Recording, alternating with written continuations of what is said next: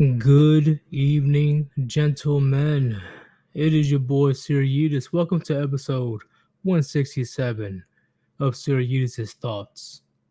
This is a conversation I'll try to put in my community post for the last week now of pretty much the culture war, right? And the culture war isn't new whatsoever. The culture war has been going on for the last 50 to 60 years, to my knowledge, right? When two different cultures are directly clashing, right? One side is conservatives, the other side is the tolerant left, right? And we both have different views on how society should work. And right now, based on the results of the left having more influence, right? I do not see anything going well, in my opinion, but we will get into that very soon. Before we begin, because this is going to be a very interesting conversation and I don't want to interrupt whatsoever, if you want to support your boy Sir Yeetus, there's two links on top of the chat: PayPal, Cash App. That is the best possible way to donate because the money goes directly to me, but you can also do super chat or super thanks. If you can't donate, it's all good. No big deal. Just sit back, relax, open up your drink, and enjoy this interesting conversation that we're going to have because I was going to talk about this myself, but I believe that talking about the culture war that we have it in 2022, I need somebody that can possibly have a different perspective or challenge my point of view, if you guys get what I'm saying. So, thank all of you guys that decided to join. I greatly appreciate it. And I'm going to read this quick super chat and then we're going to begin. Hermit, question for TFM. How much time do you think we have until the collapse? I won't be able to get off the grid until next October. TFM will answer that when it's possible. I'll make sure that he's able to talk about that. 25-year-old Grandpa Incel, thank you for the generous $2 donation. TFM, ask him, how do I fix a dry pee-pee? What the fuck? I don't know. Like, okay, fuck it.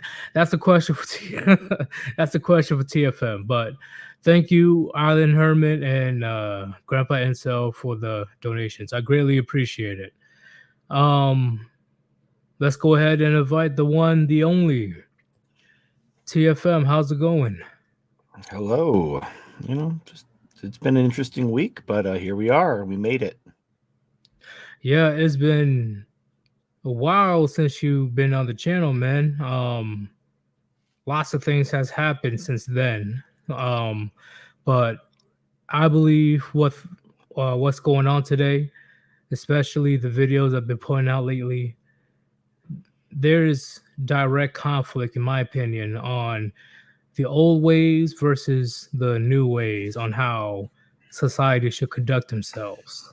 Um, Eh, Well, we'll talk about that. Before, I just noticed something. You were mentioning PayPal.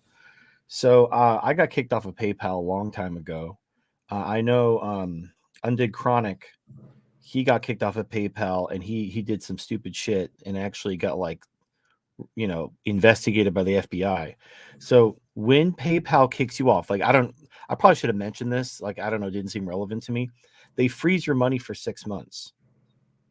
So, and there's nothing you can do about it. There's no a process. You just have to wait. So if you have money in PayPal and they decide to terminate your account, they hold on to your money for 6 months. So that's what Undead Chronic was pissed off about. But there's nothing to do. You just have to wait.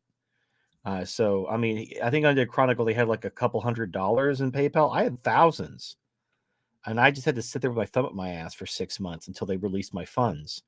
But don't threaten anyone. Don't run your mouth on the internet because like there are people like, okay, let me back up real quickly. You know how the war in Afghanistan, like we lost last year. right. So think about this entire anti-terrorism infrastructure we've built for the last 20 years since 9/11. We had NSA, CIA, FBI, all these agencies that have been like protecting America from Muslims. They're all out of a job unless they find new terrorists to investigate, new terrorism to fight, because we're not fighting the Muslims anymore. Like Iraq's over, Afghanistan's over, it's over. So they're desperately looking for terror, and I'm using air quotes. They're desperately looking for terrorists to fight so that they don't get canned. It's just self-preservation, because you have people who, I mean, think about 20 years. That's an entire career. There are people, this is their whole job since like graduating from college and joining the government. This is all they've done. And now they don't have an enemy to fight. And so they're desperately looking for one. And they're looking at us. They're looking at the people who don't like the Democrats, who don't like the progressive angle, who don't like the direction the country's going. We're the terrorists they're looking at. Even though we're not doing anything, we're not a threat to anyone. That doesn't matter. They're just looking for something to do so they don't get shit canned. So do not run your fucking mouth. Do not threaten people. Do not do anything illegal, because I promise you, there are people monitoring everything you're doing, and they are just salivating at the prospect of, swatting you and shooting your dog and dragging you on zip ties, putting you on a perp walk so they can brag to their bosses how they caught another one. So don't make that mistake. Agreed. So personally, I'm not going to completely hold it against him, because what he did was definitely not the right move. But I see why it was a heat of the moment situation. After seeing Well, that. you got to understand, when you're like, think about it like, we live in a shitty environment right now with women, right? So let's say a woman is in your face and she's talking stuff and she's poking you. You have to understand the situation you're in. You could just knock her the fuck out, and then you're going to be in a lot of trouble. Like you can understand why someone would do something, but you need to understand the situation that we're in. We're not in a favorable or even equitable situation. We are in a very disadvantageous situation. The deck is completely stacked against us. You have to be smart. You have to avoid conflict wherever possible. You basically, the only way you're going to make it is you got to keep your head down and your nose clean.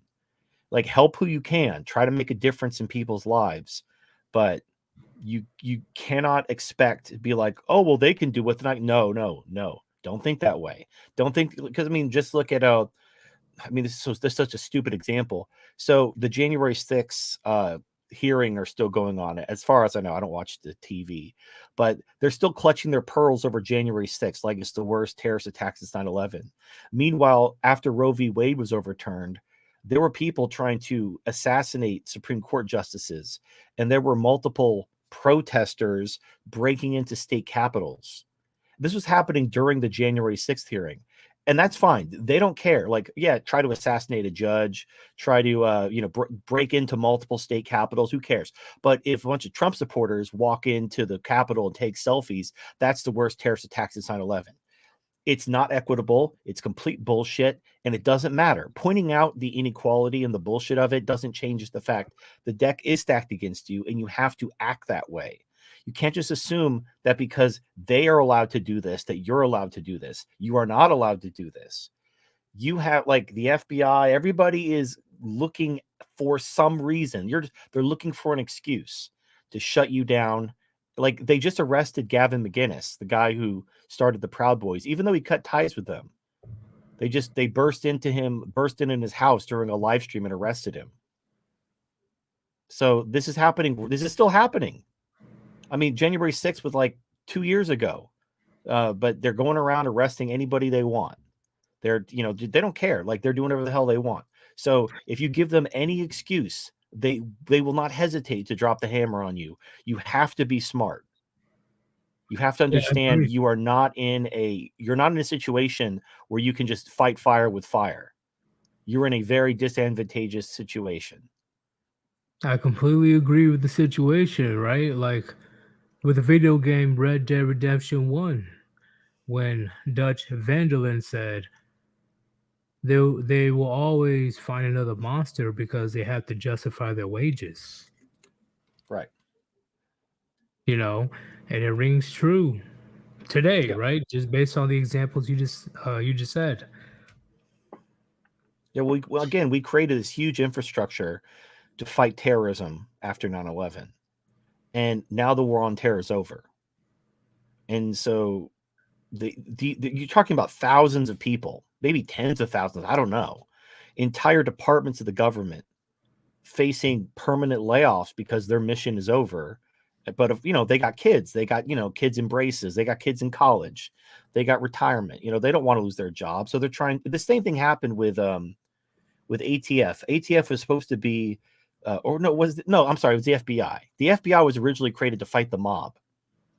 And then when the mob went away, they just changed their mission because once a government agency is stood up, even if their mission's over, they don't want to lose their job.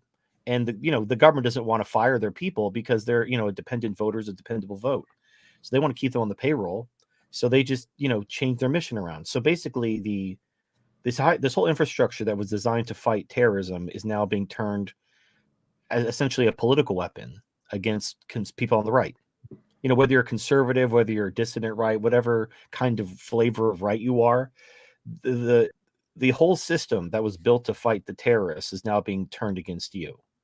Now, if you don't, you just have to be aware of that. And I'm not saying you have to like silence yourself. You have to be you can never break the law. You can never advocate for breaking the law. You have to keep your nose clean because they're watching everything you're doing. They're listening to everything you say. And even if they're not, there's enough, trolls and haters that will report you. They'll record you, screenshot. Like I've had it happen to me several times. Now I'm still around because I'm not doing anything illegal. I'm not advocating for anything illegal. The nanosecond you do, they will come down on you like a fucking 20-ton hammer. Agree, because that's possibly a bonus or another accolade under their Yeah, belt. it's like when they take pictures of these like guns they supposedly got off the street and they're like all beat up and whatever, like or they're 3D printed and it's all bullshit. But yeah, they have a quota to fill. They have to have a win. They're looking for some kind of win, especially as we get closer to election season. It's again, just be aware. Just be aware that this is the environment we're operating in. I'm not saying Oh, give up. I'm not saying just be aware of the situation. I completely agree. That's why PayPal is temporary. I'm procrastinating, but I plan on doing something like Subscribestar or Patreon or some third party Yeah, you need to donation. get that. You need to do that like right now because again, if they deplatform you, they will freeze all the money you have in PayPal for 6 months and there's no way to get it out. You just have to sit around. If you were counting on that money to make a bill, you're not getting that money. So Right. you need to diversify away from PayPal as soon as possible. I took away PayPal before, but a lot of people they were saying, hey, they were having issues with Cash App for the last few days. I brought back PayPal, but it's not going to be for long. I'm going to Yeah, be well, so with yeah, PayPal. look, so I've had I just got kicked off of Patreon. So I'm on Patreon, Subscribestar, and Give Sem Bro, which is formerly ManoPay, which is run by the guy who runs MigTV. And everyone complained about Subscribestar, and they like Patreon. Some people have said that their banks have banned Subscribestar. Like it's been blacklisted and so forth. So a lot of people are like, "Oh, I can only use Patreon," and I'm like, "Well, I'm going to get kicked off of Patreon sooner or later." And they're like, "Oh, God, oh," and lo and behold, I did. And unfortunately, I lost hundreds of subscribers, hundreds of patrons because of that. And some of them can't switch. Like about half of my patrons from Patreon did switch from to Subscribestar or Give Sem Bro, but about half of them couldn't, either because they don't give a shit or because they can't. Maybe they have issues with their banks or whatever. Sometimes their cards don't take, or sometimes they have some kind of glitches. I don't know. It's all kinds of stupid shit. But yeah, it's costing me money, but that's life. It's like I understand people. Look, in a perfect world, we'd be able to use the mainstream platforms, which are very reliable, very robust, all kinds of thumbs up, check mark, all that good stuff. But those platforms hate us and want to get rid of us. So I I understand, like, it's like everyone, no matter what I say or do, most people want to watch my content on YouTube. They don't want to go to MGTOW or anywhere else. Okay. I mean, just it is what it is. So I had Patreon for as long as I could, and then I eventually got kicked off, and it is what it is. So you could use PayPal. Just be aware that one day they're going to kick you off and they're going to freeze your money, and you're not going to be able to get to it for 6 months. And any money you had on your PayPal balance is just frozen, and you just have to wait 6 months. And all the people who are like, "Oh, I can't donate to you because I can only use PayPal." Well, then you can't donate to me. Sorry. Have a nice life. Yeah, it is what it is. I can't. I'm not really here for the money per se. The money that I get donated is to invest to the channel. I don't really need the actual income, so it's no big deal to me. No big deal.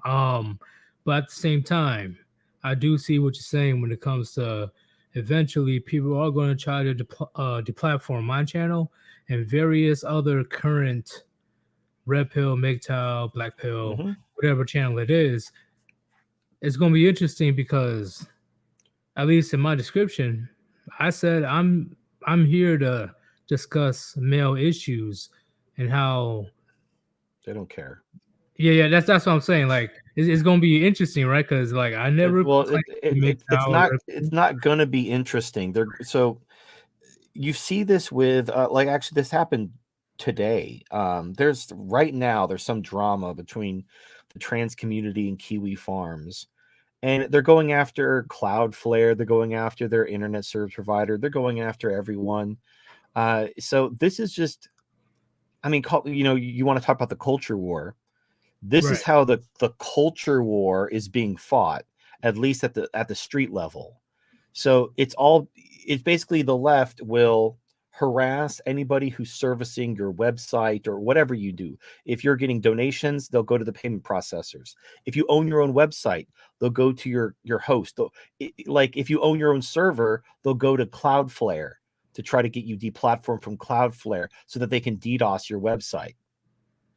And all they do is like, oh, see this person spreading hate speech, they're misinformation, they're now, even if you're not doing anything, you're talking to me, and I've been deplatformed for hate speech. So you're talking to me, you're giving me a platform. That means you're just as culpable. So like, oh, Sir Yeetus, he was talking to TFM, and TFM's a misogynist, and therefore Sir Yeetus is giving a microphone to misogynists, so he needs to be canceled too.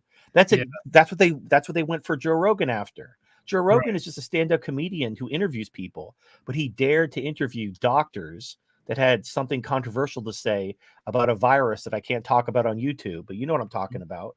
Yeah. I And know what you're so talking because of that, they tried to cancel Joe Rogan simply for interviewing world-renowned doctors who knew what the fuck they were talking about because they were going against the narrative. And by the way, they were completely right. Everything they said was true, but it was controversial at the time because it went against what the government was saying. And it's all bullshit. So you might be like, hey, I'm just a guy talking about men's issues and I don't have, blah, blah. Just Joe Rogan's the same way. You're basically like the Joe Rogan guy. They'll still go after you if you talk to the wrong people, if you give the wrong people a platform. And so they will try to cancel you. They'll cancel everyone. And there's a reason why. So actually, I don't know if you can see this. Let me pull up a little chart I have. about. All right. If you have a Uh, chart, I'll pull it up. well, I'll put it on my screen. Okay. All I right. do a solo layout so everybody All can right. see. Okay. Well, let me blow this up a bit. All right. So this is from the ASH conformity experiment. It was done, I think, I don't remember what year it was. I think it was it was a while ago, like the 50s, 60s, or 70s, one of those decades. And what they did was they had like 12 participants. I might be off of my numbers. It's fine. One person in this group was an actual participant, and the rest were actors. And what they did was they had all the participants say the wrong answer. So you could see this is like from the experiment. This is the target line, and they would ask the participants which line matches the target line. The answer is clearly C. Your eyes can see the answer is C. C is the same as the target line. But Agreed. all the actors would say B. When all the actors said B, the participant who was last would say B as well 75% of the time. Really? Yes. The whole purpose of this experiment was to prove that people will conform. They'll even disbelieve their own eyes if they're the only ones who can see it. Like if everyone else is saying B, they will disbelieve their own eyes and conform to the group 75% of the time. However, when one person said the answer was C, so instead of 12 people saying the answer is B and then the participant conforming, 11 people said the answer was B. One person said C. The participant then only conformed 5% of the time. So it went from 75% conformity to 5% conformity. That is massive. And the key is, this is the key. It takes one voice. One voice breaks the gaslighting. And that's why the progressives have to control everything. This is why everything is woke.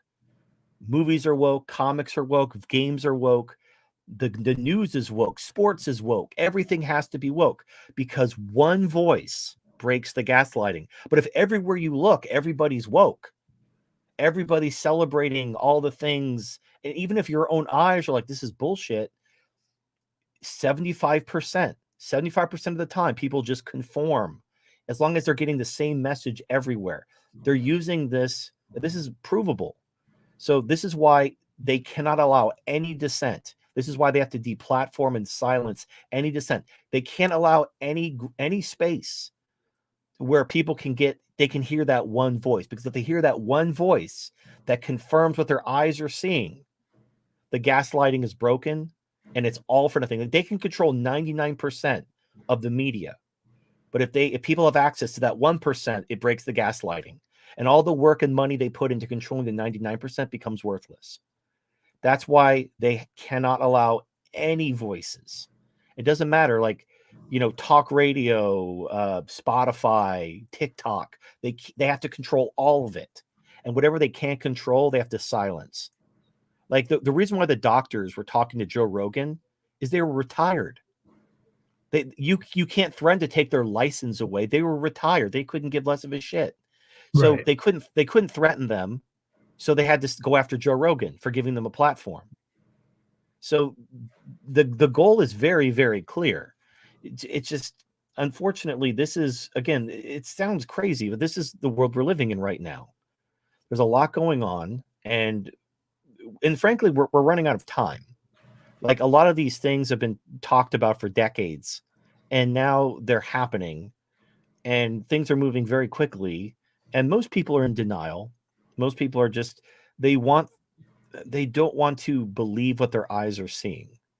It's not that they're stupid. It's not that they lack information.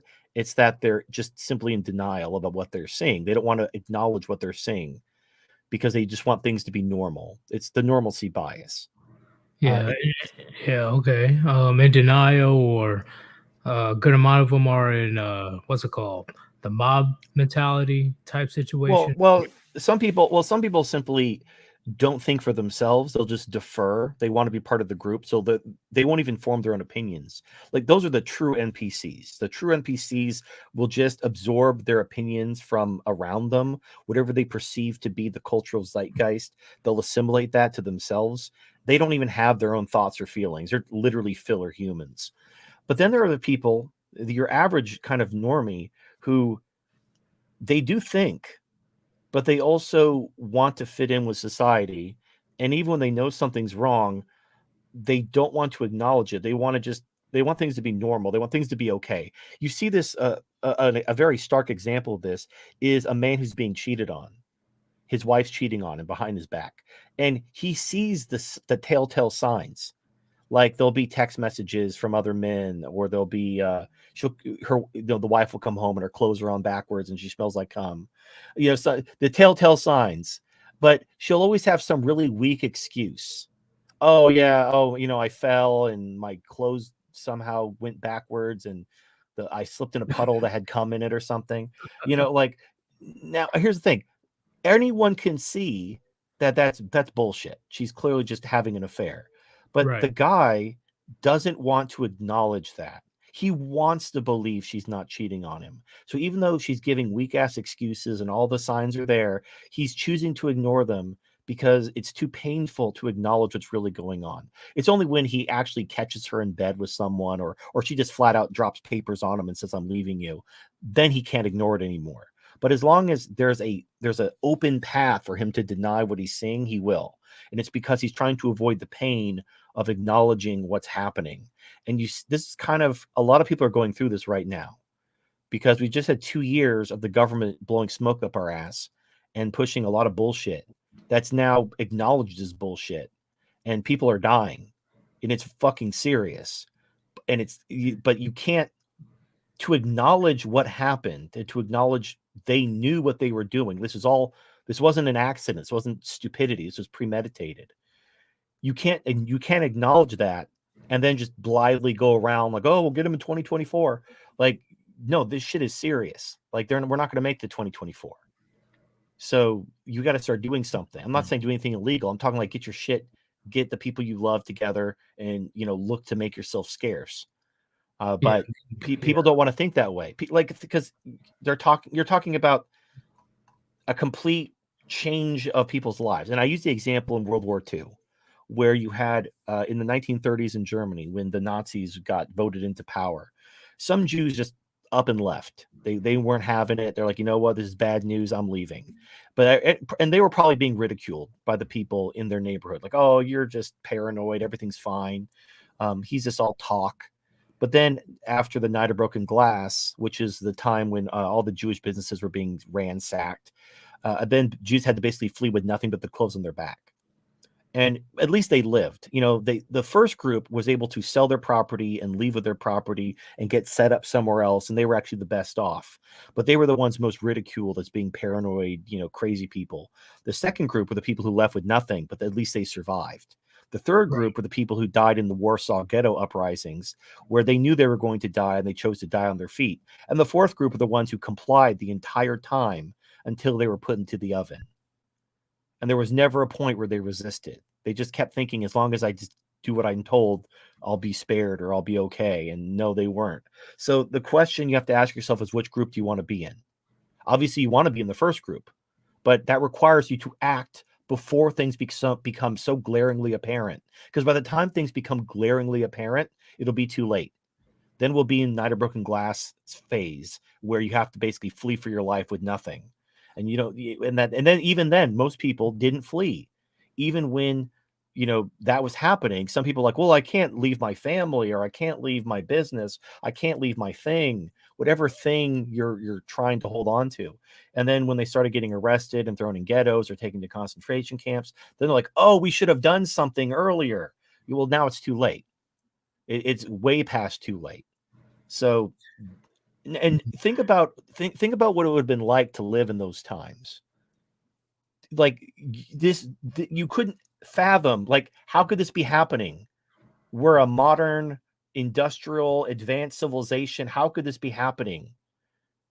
Like, you just can't believe this is even happening. Someone must know this is wrong. Someone must do something, and yet it happened, and it's happening again, and everyone's trying to pretend it's not happening, and you have some choices to make. Now, I'm not saying, again, I'm not advocating for any kind of violence. I'm not saying join a militia. I'm not saying do anything. I'm saying you need to look after you and yours, and you need to start making some plans to make yourself scarce, because things are not going to get better. They're only going to get worse from here. If you think it's bad now, you think this is the bottom, you're stupid. It's going to get a lot worse. I completely agree. And Hermit, he just reminded me, he wanted you to see if you can answer his question of how much time do you think we have until the collapse. You kind of answered it. You kind of answered the question, but so here's the problem with these questions of how much time do we have. Right. That's the wrong question. That's the wrong mindset. Because let's say I said 10 years, well, then your brain immediately goes to, oh, well, I got 10 years. I'm going to go back to sleep. I'm going to wait until 8.5 years from now before I start getting something together. But you can't think that way. First of all, nobody knows. Nobody knows. Like, you don't want to try to guess the future. There's too many moving parts. I couldn't even guess. But secondly, you want to start now. Now, I'm not saying you need to it's not the night of broken glass that you don't need to flee with nothing but the clothes on your back, but you absolutely need to start doing research. You need to start looking about where you're going to go, what you're going to do. You need to start putting some assets in place. You need to start protecting yourself. You need to start looking at things. You need to start planning things. If you haven't started planning, if you're just kind of like, maybe I'll go to Mexico, or maybe I'll just flee into the woods and eat, elk or something. You have to start planning. If you're not planning, you're a failure. There's a saying in the military that, failure to plan is planning to fail. Plan to fail, So yeah. you have to plan. I'm not saying it's I'm time sorry to to flee say for your that. life, but you have to plan. And if you're asking me how long do we have, you're asking me how long can I still not do shit? How long do I have to go back to sleep? Because I don't want to do anything. I'm lazy. Give me a time frame where I know I can, whatever. And to put this to use a different example, imagine you're fat and you need to lose weight, but you decide, oh, I can wait until spring and then I'll get ready for, summer. I'll lose weight in the summer. But if you're really fat, it's going to take you more than 4 months to lose all that weight. So what's going to happen is you're going to start to lose weight, and then you're going to realize you're not losing weight fast enough, and you're going to give up. And you know that, and yet you did it anyway, because here's the spoiler alert: you want to give up. By asking the question, how much time do we have? You're subconsciously acknowledging that you want to give up. You don't want to work.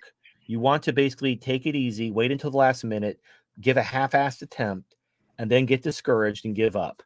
Because and I see this all the time, what it is you want you want to be able to say it's not my fault. Yeah, You want to one be able to excuse. you want to be able to externalize responsibility, like, oh, I didn't have enough time. Oh, nobody told me. This something happened that isn't my fault. Just And nothing but that's excuses. well, so you have to, first of all, you have to be honest with yourself. If you're too lazy to save your own life, acknowledge it. Just say, you know what? I'm not going to do shit. I'm a lazy piece of fuck and I just want to play video games and masturbate. So I'm not going to do anything. I'm going to just wait until I'm just going to wait and enjoy the decline. That's fine. Acknowledge that. Acknowledge that you're not going to do anything and you're going to enjoy the decline, and then just commit to it.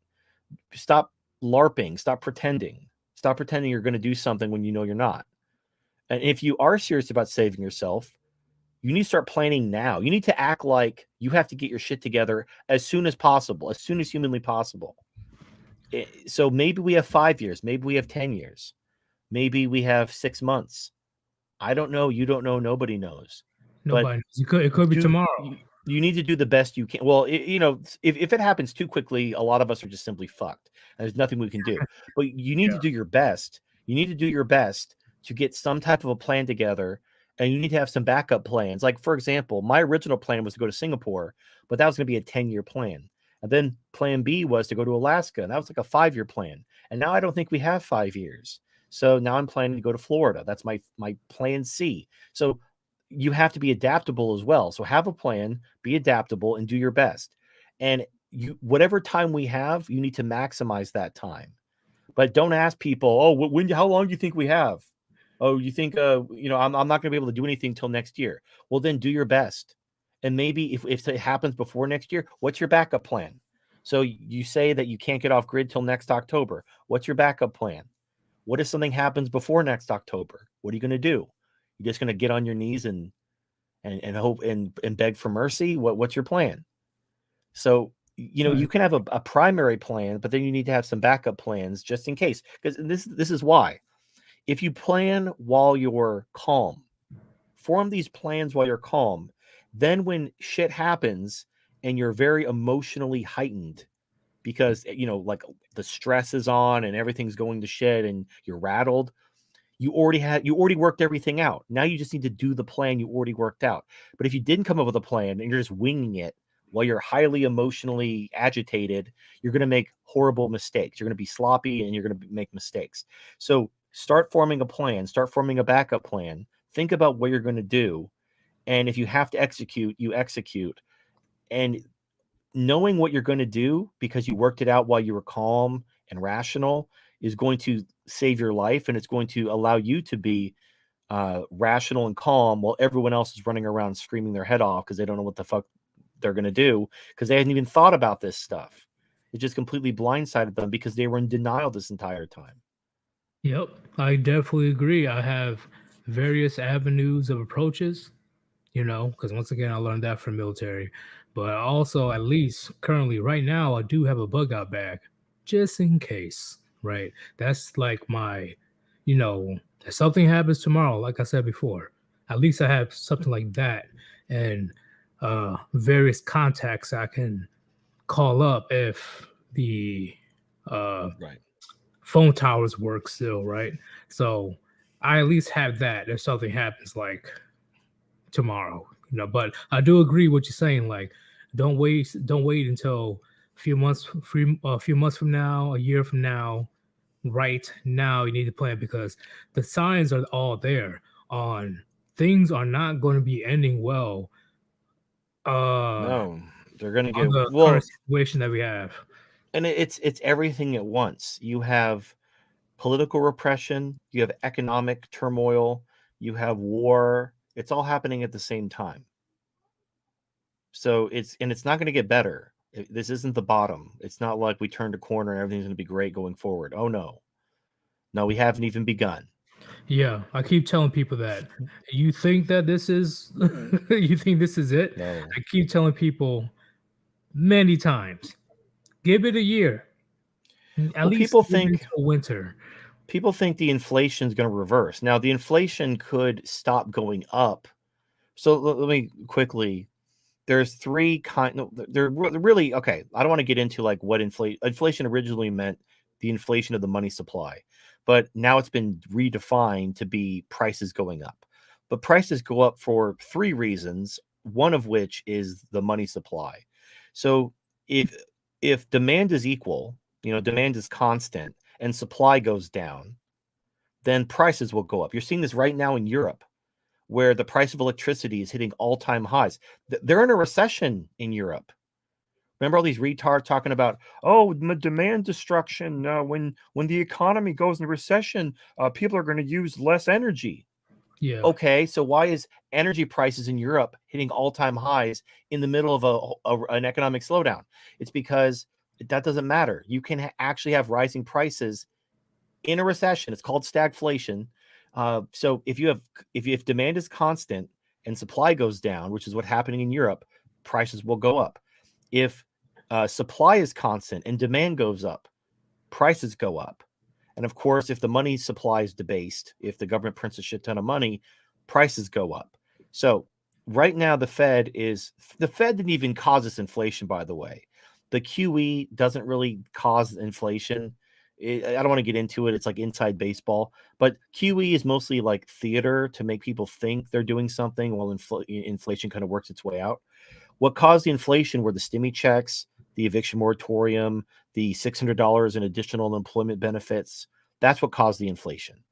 So we grew the money supply by an epic shit ton. I think we printed like at least 20%. I've heard different figures. Like 20% of the money supply was printed like in the last couple years. It's ridiculous.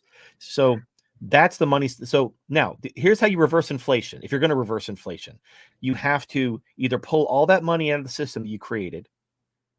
That's the only way to deal with money supply debasement, inflation. However, to pull that cash out, you're going to have to basically cause a depression, and that's not going to happen. Let's be realistic. That's not going to happen. Now, the other thing is, what about demand or supply? Well, the big problem is energy costs, and energy costs are an input cost to everything in the economy. The reason why we're going to have a food crisis is because we had a fertilizer crisis. The reason why we had a fertilizer crisis is because we had a natural gas crisis. And this was all predicated on the climate change agenda. So And he Europe also decided, because of logistics crisis right now as well. not really. The only you could say the semiconductors, Right. because of Asia and COVID, but I'm talking energy prices.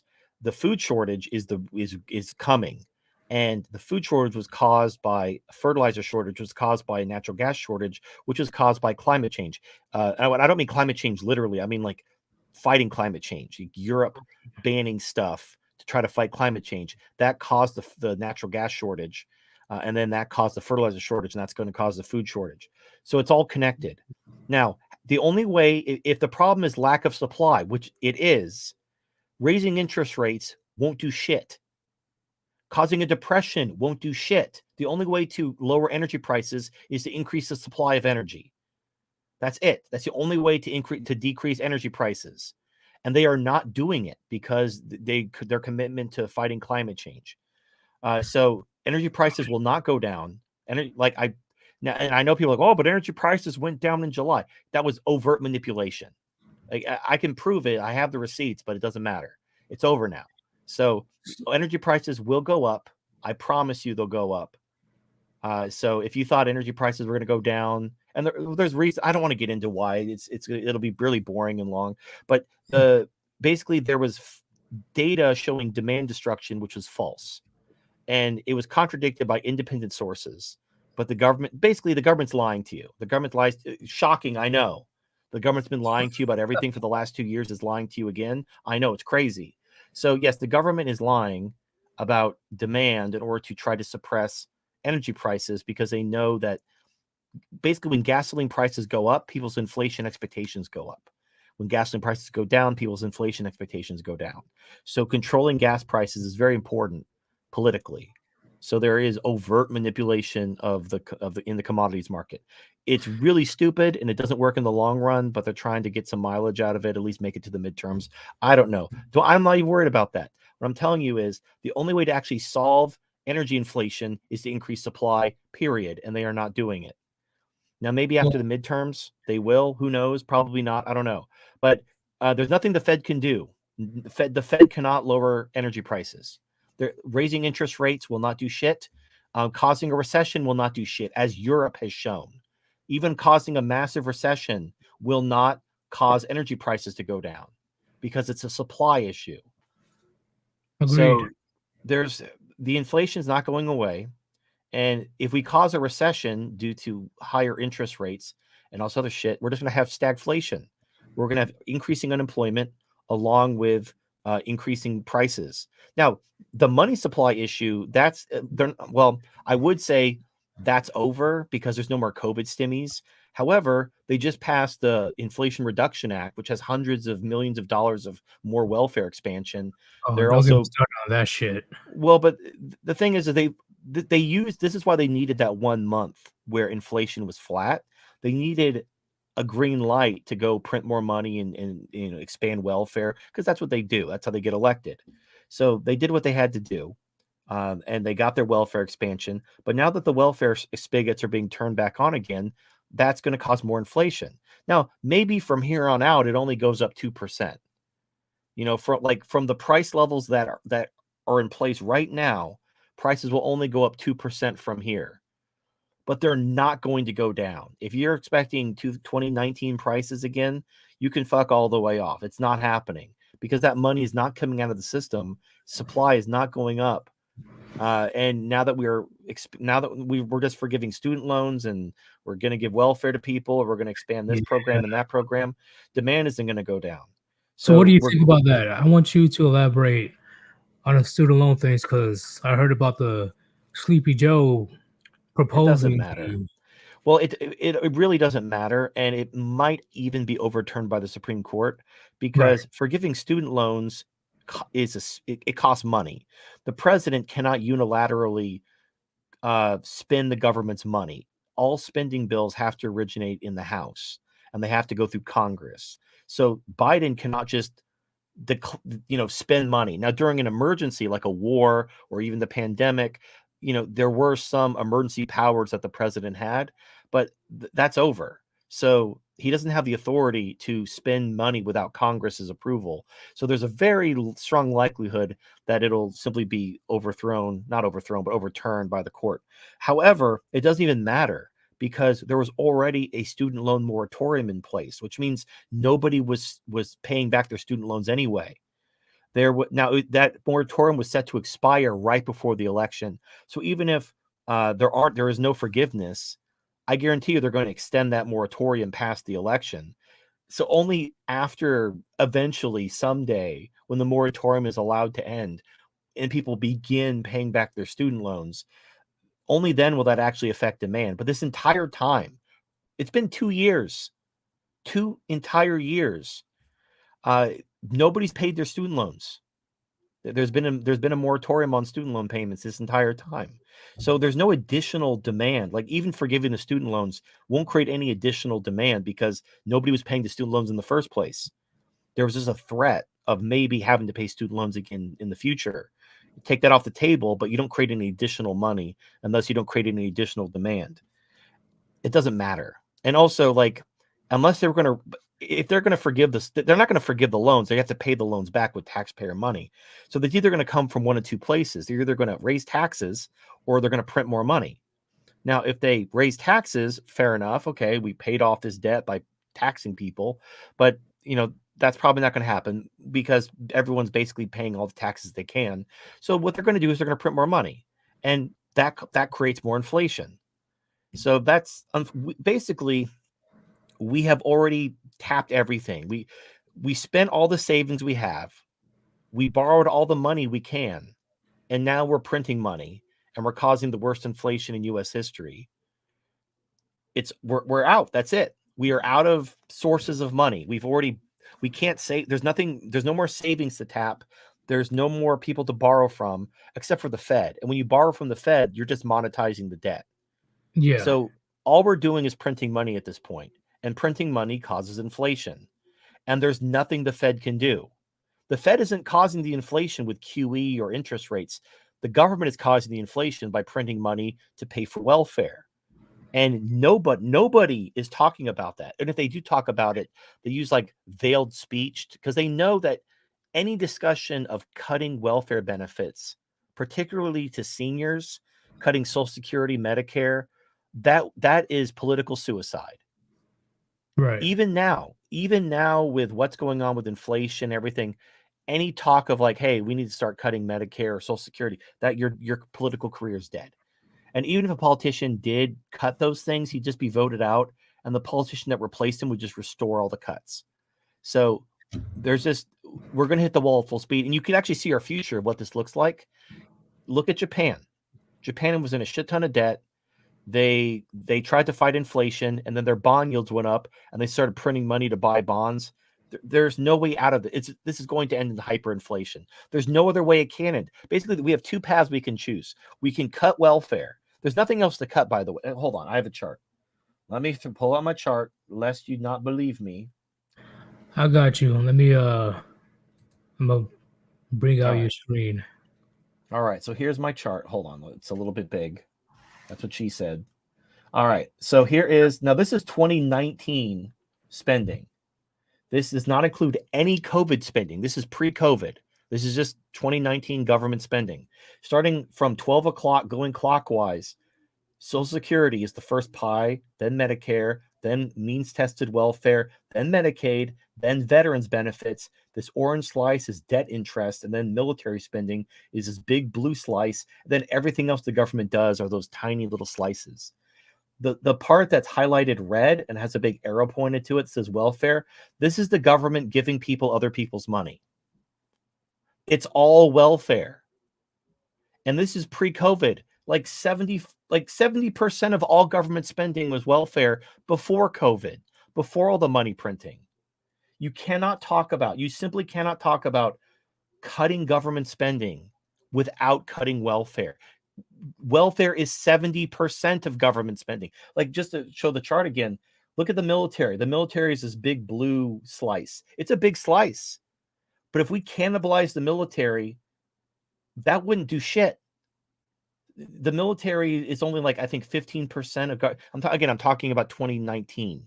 In 2019, the military was like 15% of government spending, whereas welfare is 70% of government spending. So until basically, again, like I said, we have two choices. We can cut government spending. We're gonna have to cut welfare for everyone, maybe keep it for the most vulnerable, the people who like are disabled or something. But 90% of people are just gonna have to basically watch their benefits get slowly tapered off until they're zero. And we have to drastically cut government spending so that we're not printing money anymore to pay our bills.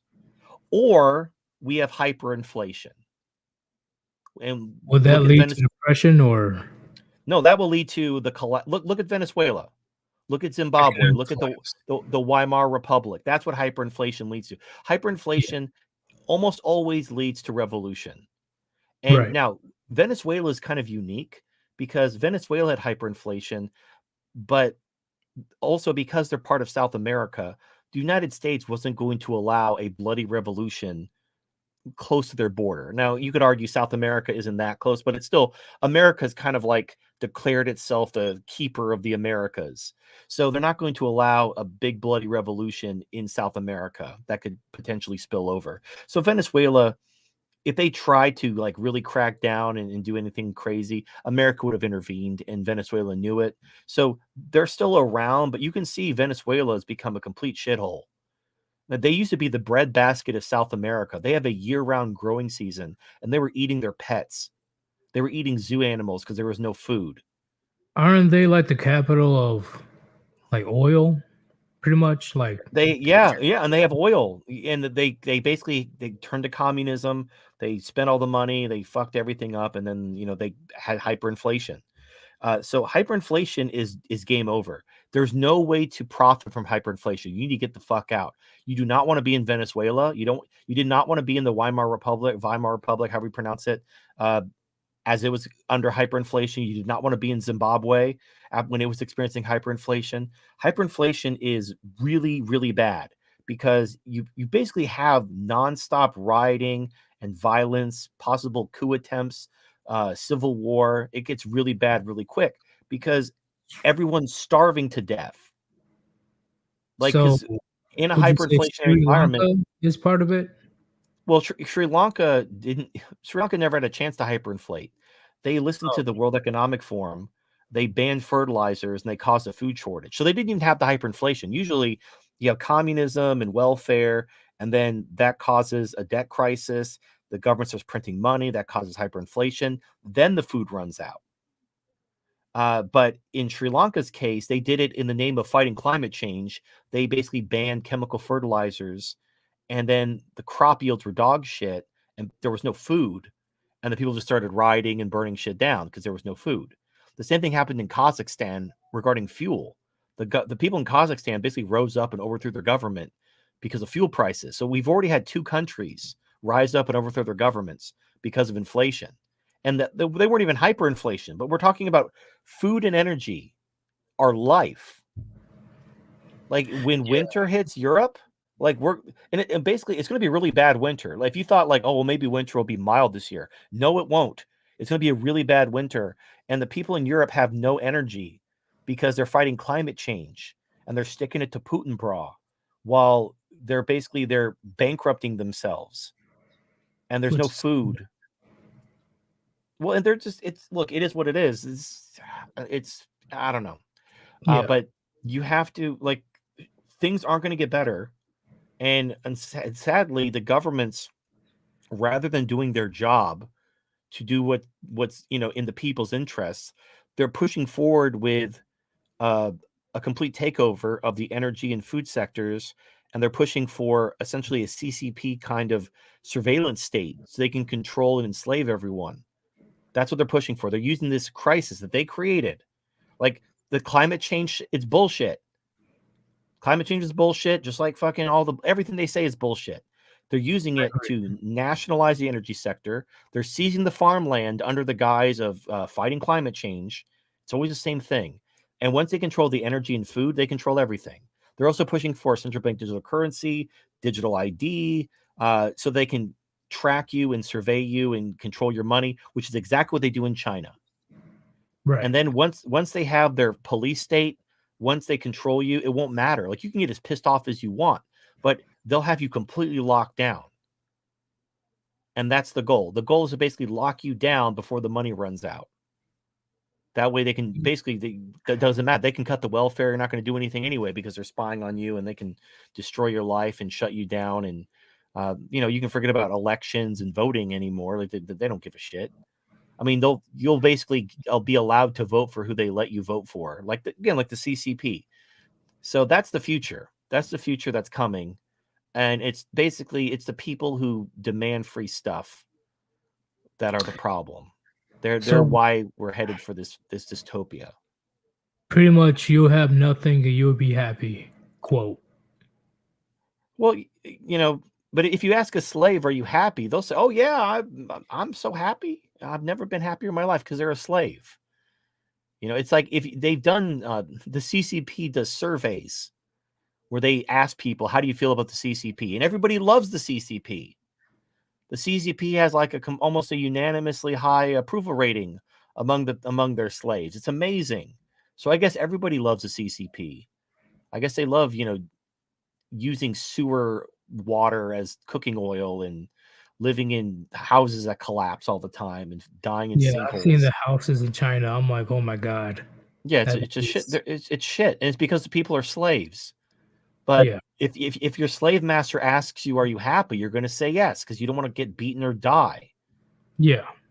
So that's where again we could stop this train. All we have to do is tell the government, "Stop giving me free stuff. I'm going to be responsible Uh, for myself." only thing that's keeping that from happening, in my opinion, is the Second Amendment, and even then, that is treading lightly at this point because they are being very Well, aggressive when it comes to trying to take away they're going to. lately. This is what the IRS is for. So if you remember the Inflation Reduction Act, they're Yeah, basically hiring 70,000 armed IRS agents. Now, the interesting thing is the IRS is one of the only agencies that can act without a court order. So right. every other agency has to have a court order. The IRS doesn't. If they suspect you're doing something illegal, they can just do whatever they want. And so the entire federal government is becoming militarized. You're not going to be able to tell the difference between a soldier, a policeman, an FBI agent, or an IRS agent. They're all going to have body armor and tactical vehicles and automatic weapons. And it doesn't matter what the letters on their vest say. And yeah, they basically can just, audit you, take your guns, whatever. And look, you can be in like, "Oh, the government would never do that." Okay. Again, remember the last 2 years? What did the government do? The government banned. I don't know what I can and can't say on YouTube anymore. But if you remember, there was a horse dewormer that was a human drug that was a Nobel Prize winning drug with 30 years of data behind it that was Yeah, being actively suppressed. They were essentially what's the word I'm looking for? When they depublish academic studies, redacted, whatever the word is. They were depublishing academic studies proving the efficacy of this horse dewormer in humans from years ago because they were pushing a certain jab. They were pushing this jab and they were basically banning any alternative. Now it's coming out that these alternatives worked and the jab kills people. And they yeah, knew it. They knew it. This wasn't stupidity. This wasn't ignorance. They fucking knew it. yeah. They pretty much did. It's how do I say? People knew, and like you said, people knew that they're not telling the truth, but they followed anyway Right. And out then of look, fear, so out of you have to ignorance. understand, right. So you have to understand you have things are moving very quickly in a very scary place, but when you say it out loud, it sounds like the plot of a shitty Marvel movie. It sounds like Hydra's taken over and they're Yeah, taking over the world. And that's the fucked up part. Like we're basically living in a shitty Marvel movie, and Hydra has taken over the world. So now what do? You're just an extra. You're not Captain America. You don't have fucking superpowers. You just have a family or people you care about that you're trying to protect. And you're gonna have to you're gonna have to do the best you can somehow and make it in this crazy world because it's not gonna get better. But agreed. the good news is I'll give you a little white pill. Uh, all these things are generally self-correcting problem. Now, I don't think political freedom may be on its way out permanently. Sadly, because people don't want to be free. You can't have freedom without responsibility.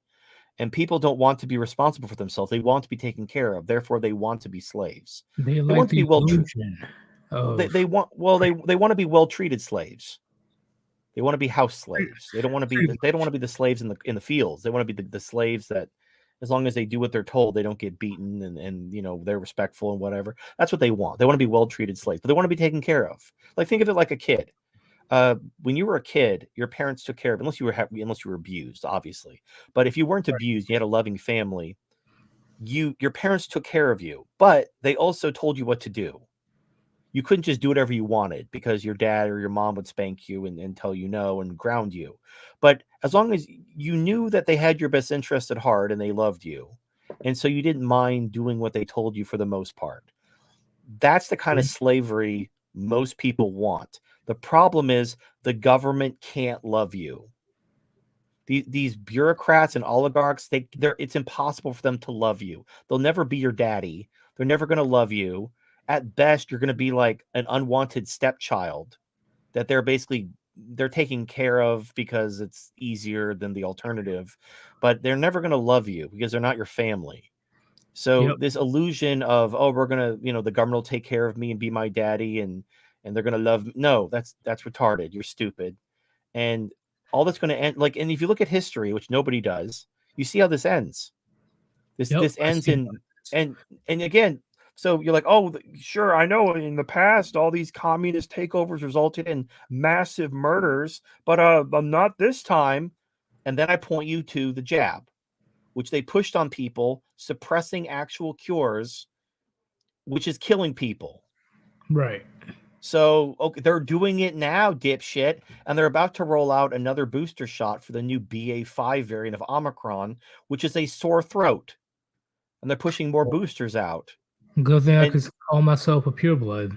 Well, and if you see the excess deaths, in 2022 are higher than COVID at the height of the pandemic, and that these excess deaths are basically unexplained. People are just dying, and no one knows why. Scientists can't explain it. It's the craziest thing.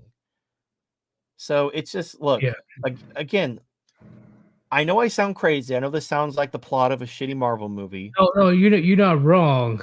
You just have to, like, you have to have the courage to see what you're seeing. See reality for what it is, pretty much. Don't be like the man whose wife's cheating on him, who's basically getting fed a bunch of, thin excuses and is buying it because he wants to believe her, because he loves her, and he doesn't want to acknowledge his marriage is over because that would destroy him. So he's just in denial, denying what he's clearly seeing because it's too painful to acknowledge. Don't be that guy, because imagine, so I'll give you a couple scenarios. So scenario one, you're the husband, your wife's cheating on you, you're in denial, you buy her flimsy excuses because you don't want to acknowledge that she's a whore, and one day she drops papers on you, takes everything, takes the kids, takes your money, and you start a shotgun. That's how your story ends. That's scenario one. Now, scenario two, you find out your wife's cheating on you and you fly off the handle and you murder suicide, and that's how your story ends. That's another bad ending. Scenario three, you recognize your wife's cheating on you and you start preparing. You start squirreling money away. You start getting your passport ready because you know she's going to drop papers on you. So knowing that your marriage is basically over, you just play along. She's going to, like, oh, I'm going to visit my mom. Like, oh, have fun, honey. And then she's going to go visit her mom. And then meanwhile, you're getting your passport, you're getting your money together, you're getting your shit together. And then one day she's going to drop papers on you. And then you're going to go out for fucking cigarettes and never come back. So those are your three options. There's no scenario where, like, she learns her lesson and loves you again. So which option do you want? You can basically throw your life away. You can live in denial until you hit the wall at full speed, or you can start preparing. And I'm trying to basically get people into that mindset of, I know I'm using an analogy here, but like, your wife is cheating on you. She's going to drop papers on you. You need to start preparing now. Don't be in denial. Don't do anything stupid. I'm not saying, like, confront her and, I'll explain yourself, because again, we don't live in an equitable environment where men have rights, and no, you will get crucified in family court. So there's no point fighting it. You have to be smart. You have to basically be adaptable. You have to understand the situation you're in, understand your options, and choose the path that is best for you given the circumstances, which isn't easy. And I get people who call into the show sometimes. Like, one guy called in the show a while back, and his wife his wife was basically getting back together with an ex, and he was losing his family in front of his eyes, and he wants my advice, like, how do I get my family back? Like, bro, you don't. As far as the law is concerned, those are her kids. It's her family. So she's forcing you out. That's the system we live under. So there's nothing you can do. So that's just the same way. Like, how do we take back America? How do we fix the system? You don't. It's so far past the point of no return, you don't even realize it. Like, I don't even know what it would take. It would certainly it would take a, I don't even know. I can't even imagine a scenario where we turn this ship around. I don't know. So you can't think like that. You need to start thinking about, okay, this is what's happening. This is what I need to do, and you start executing, or at least planning and doing something. Don't just sit there and be in denial. As crazy as it sounds, and I have people, tell me, "Oh, you're just a crazy conspiracy theorist," but I'm not. Like, I've debated people who push like bullshit, like the JQ or stuff like that. Like, I look into stuff and I look at the numbers and I'm rational and I whatever. Like, I'm not wrong about this. Right. So it's just one of those things where it sounds crazy. It demands action. So what do you want to do? Like, I can't care about your life more than you do. It sounds crazy to people that can't understand, and that's pretty much Again, it's not that they're stupid. It's not that they lack intelligence. It's that they lack the courage to see what their eyes are seeing. They want to be gaslit. They want to be told, "Oh, the inflation is transitory. The experts have everything under control. The shot is safe and effective." Like, they want to believe the authorities because they certainly don't want to acknowledge that the government is trying to kill them and is lying to them and is plotting to enslave them. I mean, that's terrifying. Because, I mean, this isn't a movie. This is your real life. And in real life, the good guys don't always win. Sometimes the bad guys win. So you got to be really smart. But before we continue, I have to. No, it's all good, TFM. You're dropping a lot of gems. You got to make sure we got to address the people that were generous to donate today. Thank you very much, D-Man. I'm sure you were trying to start a donation war, which I don't think you should, but thank you for trying, and thank you for the generous $20 you donated. I definitely appreciate that one. Channel 1800, $2 New Zealand. Sir Yeetus salutes TFM. Hey, our monkey. Yeah, of course, the one and only. Like who else would it be? If anybody else say anything else, they're just copycats, There can't be no other TFM. Hammerhand, the legend himself, MGTOW Monk. Thank you for the $20 donation. It's Yeetus and the Funky Monkey. That's new. Indeed. Thank you for the donation, man. And also, there was this one right here. G Smith Studio, $5 donation. I appreciate it very much, man. What sucks when you can see the crappy Marvel movie in real life, you can't really unsee it. I definitely agree. You just can't really. People who truly tries to understand or try to expand what's happening in the world right now, because once again, it's not just in the United States; it's around the world. But a lot of people, Europe is going to have it much worse than the United States. Europe is like ground zero. So if you live in Europe, yeah, you have my sympathy. Especially Europe, they were much more draconian with the vaccine mandates than the United States. So a lot of people, they didn't have a choice. They had to get the shot. Like, so they don't know. Like, I hope you don't die. I hope you're, right now we're looking at, I think they're saying 1 in 1,000 people, but we're only, every booster makes it worse. And a lot of these things they take about 5 years to manifest. Like, the myocarditis kills after 5 years, and you don't even realize it. Like, you may notice, like, the reason why athletes were kept keeling over is because these athletes work hard. They go to the gym, they work out, they're always pushing their heart. They're always pushing their heart rate up to get that cardio. And that's why they were having heart attacks. But your average person who doesn't really work out, they're not pushing their heart that hard. They may not even notice the myocarditis. They might not even notice they have heart problems. They may notice like a slight lack of energy, maybe some chest pains a bit, but they may chalk it up to any number of things. You're not like the thing is about a third of the people who have myocarditis are going to die within 5 years because it doesn't get better. Your heart has to continually pump 24/7 or you die. So when you damage your heart, it's like having a bald tire.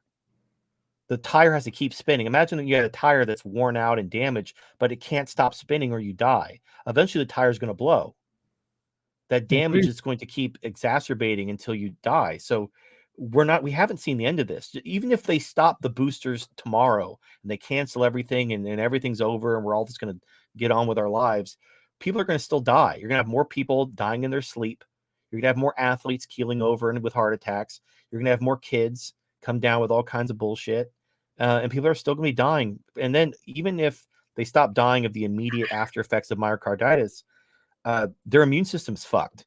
And so you're going to have younger and younger people coming down with old people diseases that like someone sent me a link. Children are getting dementia. That was never a thing. There was never a thing called childhood dementia before, and now there's suddenly childhood dementia. Like Yeah, that's pretty fucked up. it's incredibly fucked up, and unfortunately, it's too late. And if you're European and they forced you to get the shot and they banned all the stuff and they're just it's fucked. It's completely fucked. And there's nothing you can do. Like But unfortunately, you just have to uh, make the most of the time you have. you have a question Okay. from Hammerhand. Have you heard about Europe wanting to form its own standing army and disband NATO? So Europe, here's the problem with the idea of a European army. The whole point of NATO, so let me take you back to the end of World War II and the beginning of the Cold War. The entire point of NATO and everything was the United States said, hey, we'll be your military. All you have to do is do business with us and not the Soviet Union. Join our economic coalition, not the Soviet Union's, and we'll basically be your military and we'll keep the seas safe and we'll defend you. So you don't have to worry about that. And all these governments took that deal. And so they disbanded their military and all that money, like going back to my chart, like the military is a pretty significant slice of the pie in any country. So, I mean, defense spending isn't cheap. So when you free up that money, what do Europeans do with all that extra money? Is they spend it on welfare. That's why Europeans have these generous welfare states. That's why they have free healthcare and free this and free that. It's because they weren't spending it on defense spending. So now, if the Europe wants to start getting their military up and they want to start like modernizing and growing and becoming defensible again, well, where's the money going to come from? Are they going to raise taxes? Their taxes are already through the roof. Are they going to cut spending? No. They're going to print money. That's just going to cause more inflation. Again, we are at the end. This is it.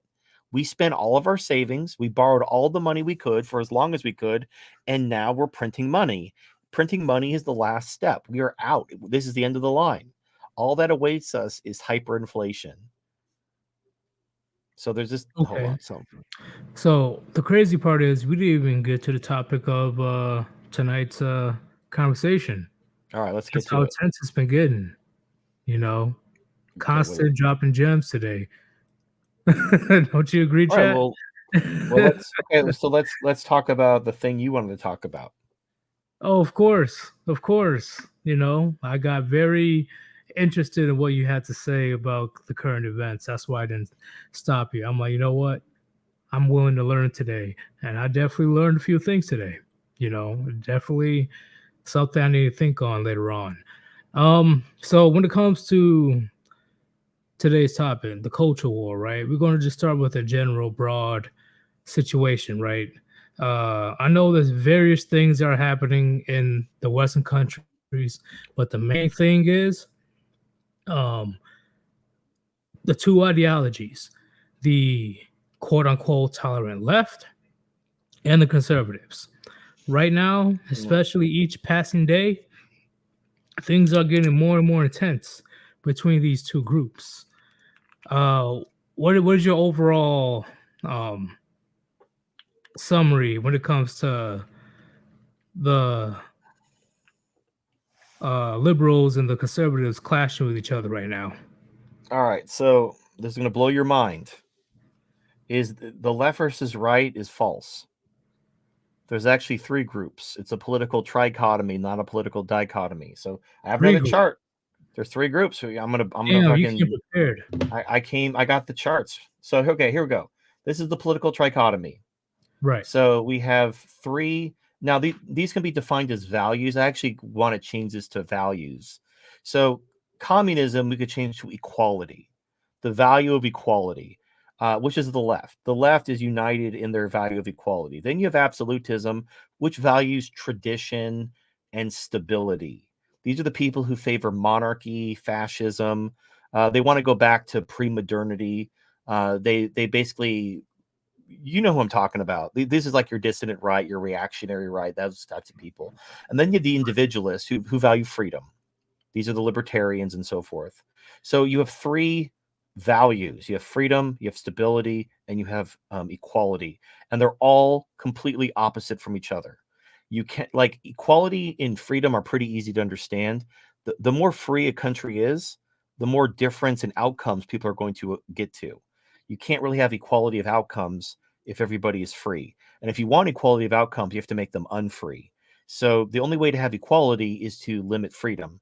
And the only way to have freedom is to basically give up on any idea of equality, because equality doesn't exist in nature. Now, when it comes to tradition and stability, this is a little bit harder to understand because it's been a really long time since we had kings and empires. So a lot of people forget how things work. So if you think about the Edo period in Japan, where the shogun was able to prevent war for 400 years, which is pretty amazing. Imagine a country with no war for centuries. Yeah, can't So, imagine the US, right? well, but that came at a cost. So the Yeah. cost of Japan, first of all, they had a culture with ritual suicide as a major part of that culture, but also they were technologically retarded. Like when the United States basically broke into the harbor to force them to trade, they were completely outmatched. If you've seen that movie, The Last Samurai with Tom Cruise, they were still fighting with bows and arrows and swords, while the rest of the world had guns. And I'm not talking like Spanish conquistador or flintlock pistols. They had like pretty modern weapons, and Japan was still fighting like with bows and arrows and swords because they had peace for so long.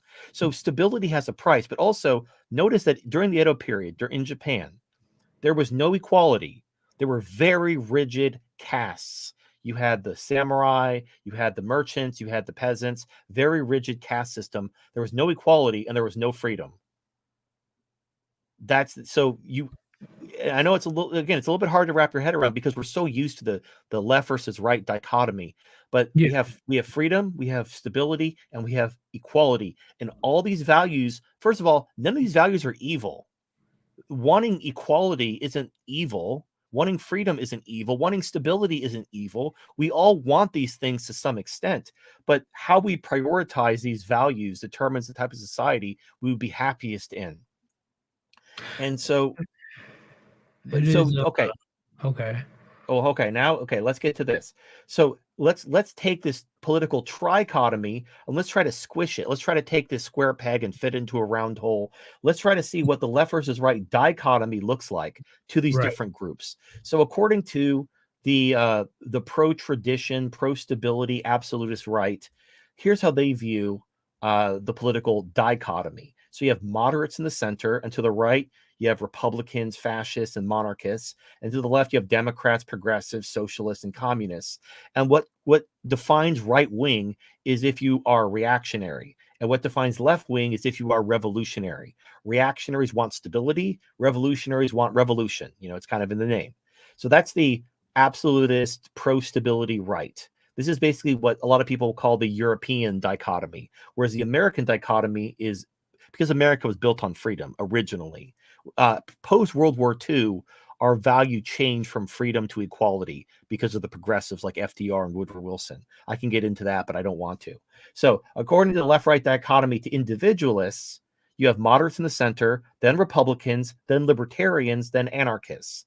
And then to the left, you have Democrats, socialists, then fascist, communists, monarchists, oligarchs. Any form of total government is leftist, according to an individualist who values freedom. And the separating is less government, more freedom to the right, and more government, less freedom to the left. And then to the communists, or the people who value equality, their center is actually the Democrat Party. And if you ever talk to someone on the left, they'll talk about the establishment Democrats are right wing. And you're like, are you retarded? They're left wing, they're Democrats. But according to the left, according to the communists who believe in equality, and again, not everyone who believes in equality is a communist, but they hold the value of equality above that of freedom or stability. They think the Democrat Party is centrist. And then to the right of the Democrats, you have moderates, Republicans, then dictators, kings, fascists, Nazis. Those are all right wing. And then to the left of the Democrats, you have progressive, socialists, communists, and anarchists. Now, what's going on here is, according to the people who value equality, the right is defined as elitism. The right believes in, non-equality. They believe in like a ruling class, whereas the left believes in equality. They want no ruling class and all that stuff. Of course, here's the problem with leftism. It's completely utopian. Whoever has power automatically doesn't want to lose power. So even if a leftist government is elected, they will suddenly want to shore up their power, and they will change their value to stability. This is why the CCP isn't communist, it's fascist. This is why Stalin ruled exactly like Hitler did, even though he was supposedly a communist. People with power don't want to lose that power. So it doesn't matter if you might have been a communist, you might have favored equality when you didn't have power. Once you have power, you don't want to lose that power. Your values change from equality to stability, and then you basically flip from left to right, according to the left. This is why when leftists say that wasn't true communism, that's what they're talking about. Because whenever communists take over, they become fascist because they value stability, not equality. But that's the nature of power. Nobody wants to give up power once they have it. So the leftism doesn't really work. Anyway, the point is, this is the truth. This is the model that actually exists in reality, and this is how we try to adapt that model to different perspectives. But that's the political trichotomy. So the left versus right. First of all, it's equality on the left, and then on the right, you have basically equal distribution. Actually, let me prove that. I have a chart for that. Give me a second. I can prove it's an equal distribution too. Where do I have that chart? Here it is. All right. So here's a chart, another one. I know you're so it's so exciting. So this is actually what's the word I'm looking for? Exit poll data. Political spectrum? Oh, nope. Right. This is the political compass. Now this is exit poll data from the 2016 election. So this is the election that Hillary Clinton lost and Donald Trump won. And here's what you see.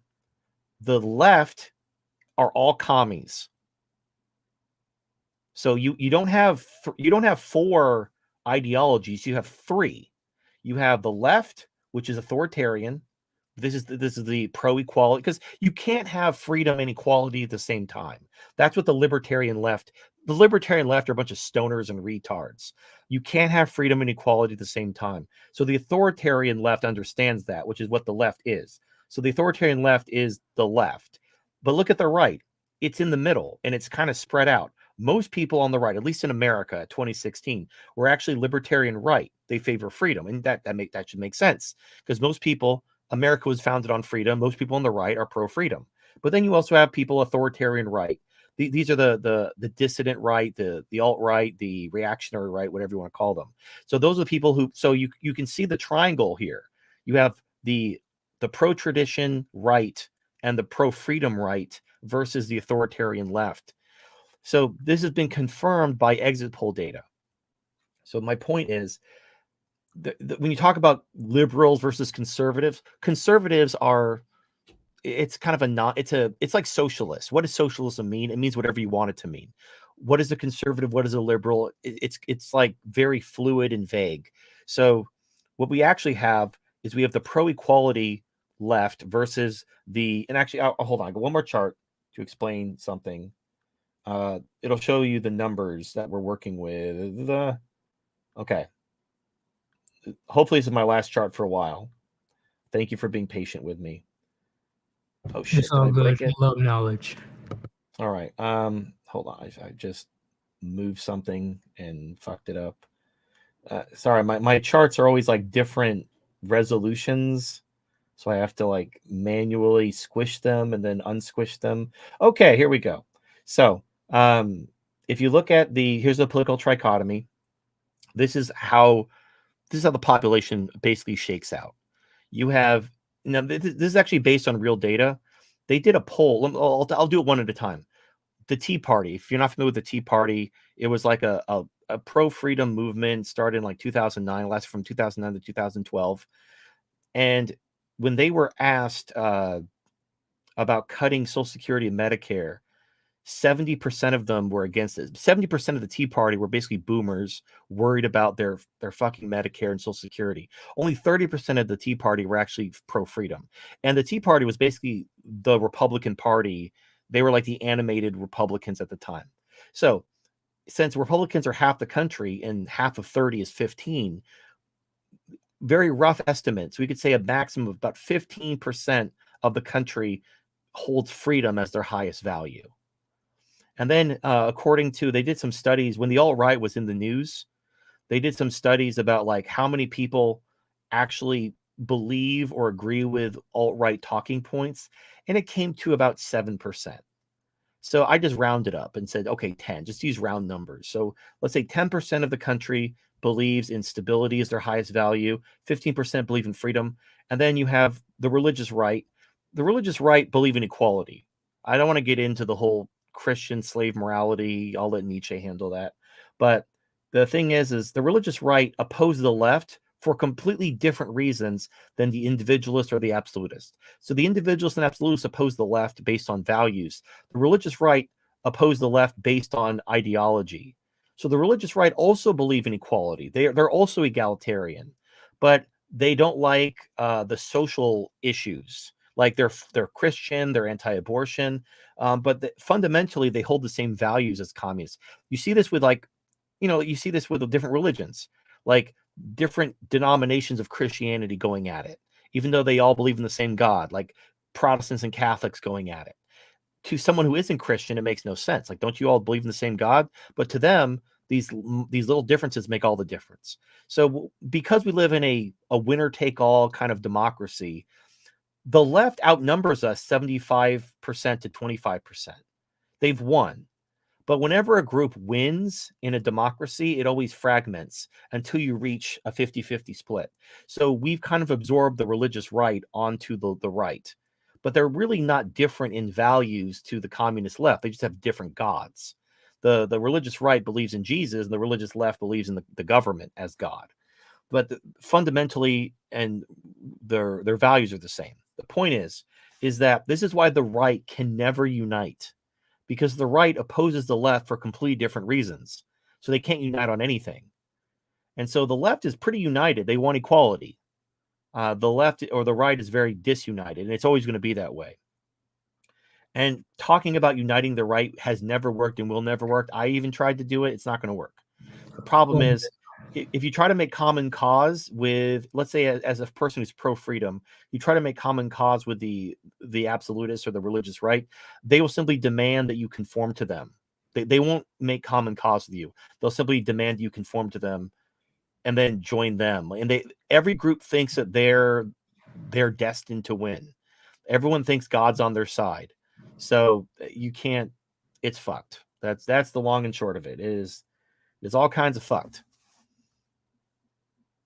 I see. I see where you're coming from, right? And I'm not saying that the right is a bunch of saints, right? You know, the right has a bunch of fuck ups as well, but I want to highlight what's going on with the left when it comes Okay. to how people are being comfortable, Oh, especially when it comes to their, you still have me zoomed in if you want to zoom out. oh yeah, I don't want no big old titties in my face. Okay, let me read back up. Okay. So Look when at it my neck comes pillow. to the left and their quest for absolute freedom No, they don't want freedom. They want equality. or They may equality. they may define, like, they like to play word games. They'll try to promote equality while using the word freedom. Like the biggest one is equality of opportunity. But equality of opportunity isn't equality at all. It's actually freedom from artificial constraints. Like if you have some kind of constraint against you, like, oh, we're only hiring black people, that's not equality of opportunity. But it's not really equality of anything. It's basically freedom from constraints. So they try to promote equality, or they try to steal freedom, because that's the problem. Is we live in a two-party system, but we have three groups. So both groups are they're always trying to play, uh they try to play word game to try to confuse people who believe in freedom and supporting one group or the other. It's really annoying. But yeah, the left doesn't give a shit about freedom. Now what they want is, unless you're talking about, like, they're defining freedom as doing whatever they want and not being responsible for themselves. But that's not freedom. That's just fantasy. Freedom is responsibility. You can't have freedom without responsibility.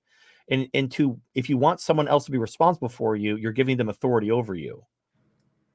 That is So true, and it I want to get to the point where, when it comes to the left, where they want quote unquote equality or quote unquote be free to be who they want to be based on how they feel, or whatever. I'm sure you pretty much Mhm. know what I'm getting at when it comes to the alphabet community. There's more and more videos and more posts on social media platforms of the left being way too comfortable with children, and I'm trying to be very PG, Well, all not right. So get here's so Susan. well, let me I'm not let saying me that the right are saints. I'm not saying that they're all not. right. Here's the thing. All right, let me break this down. Oh, what's up? First of all, if you have children and you're not homeschooling them, you are wrong. If you cannot homeschool, or you don't live in a state that has some type of charter school or some type of system where you can pull your kids out of the public school system, you're wrong. And if you're like, oh, but I work here and I don't want to take a pay cut, look, why do you work? Why do you earn this money? It's because you want to provide for your family, because you love your kids, right? So take a fucking pay cut and get your kids out of, if you live in a blue state where they have like drag queen story time and all that shit, and you're putting your kids in public school, you're wrong. So take the pay cut, get the fuck out of there, homeschool your kids, do something. This isn't rocket science. Now, I remember last year, a bunch of parents were going to school board meetings, getting really up in arms about critical race theory and the grooming that was going on, and they were declared domestic terrorists. Like the FBI was called on them, and parents were being like arrested for making terroristic threats against these teachers. So you have to understand, just like with everything else, you're in a system that is all the weapons of this government are aimed at you. So you have to be smart. So declaring war on the teachers, going to school board meetings and kicking a fuss and making threats and getting the FBI called on you and getting put on a watch list, that's not solving the problem. So pulling your kids out of fucking school and homeschooling them, or moving to a state that has charter schools or something, that solves the problem. And it's much easier. Like pulling your kid out of school and moving or homeschooling is easy. You just do it. Like, whereas trying to overthrow the school board and vote for this guy and elect this guy and change the system, that's you're basically creating a lot of unnecessary work for yourself. And also the system, they have way more resources than you, and they control the media, they control everything. So this is why schools will never get fixed, because the teachers unions, every time someone tries to reform the school system, they always go against, because the teachers unions are the problem. So you can't fix schools without taking the teachers unions out. And the teachers unions have a lot of money, and so they always put out ads. And the people watch the ads, but oh, look at the teachers. And nobody hates teachers. Everybody wants good teachers who are good, and they take care of the kids and everybody's happy. So they make it like, oh, so this senator so and so is going to war against the teachers, and we got to vote no on proposition blah blah blah, and they win every time because they have deeper pockets and they have a sympathetic kind of I don't want to say they can basically present themselves as sympathetic. That's what I don't know. There was a word I was thinking of, but I couldn't think of it. So they always win. They always win the propaganda war, and the children are the ones who suffer. And there's nothing you can do. So if you have kids, you should be homeschooling them, or you should be putting them in some type of arrangement. If you don't have those arrangements available to you, you need to move. And if that means taking a pay cut, you need to take a pay cut. So now, what about the parents who, for whatever reason, don't give a shit? Well, then fuck them. Like, that's not your problem. A lot of people are going to die in the next 5 years. I'm not going to shed too many tears. Like, I feel bad for the kids because they didn't have a chance. If their parents are lazy pieces of shit, they're going to suffer for it. Just like if their parents got the fucking clot shot, they're going to die, and the kids are fucked, and the kids are probably going to die too. And it's really sad, but that's life. Sometimes, when natural selection isn't fun, it's not clean, it's not nice, it's very messy, very brutal, and very sad. But Yeah, that's just, unfortunately, that's how nature be, yo. So like, number one, if you care about your children, you can fix the problem yourself far easier than launching some type of political campaign. Just solve the problem for your children. And then the problem is now solved as far as your family is concerned, which is really all that matters. But number two, what about parents who agree with progressivism and they want their kids to go to drag queen story time, and they want to groom their kids, and they want their kids to have all kinds of gender things. Now you'd be like, oh, that's child abuse. Oh, that makes What? my blood boil. That makes me. Okay. All right. Oh my god! Like, all right. Let me give you an alternate perspective. right. So there are people who are religious, and they want to raise their children according to their religion. And most religions are pretty benign, but not all religions. Some religions do some really weird shit. That like they circumcision, or even where the guy sucks the baby's penis or something. It's really fucking weird. However, it's their kids. If they want to indoctrinate their kids in some fucked up shit, it's not my problem. As long as they're not affecting me, as long as they're not costing me money or hurting someone outside of their religious beliefs, I don't care.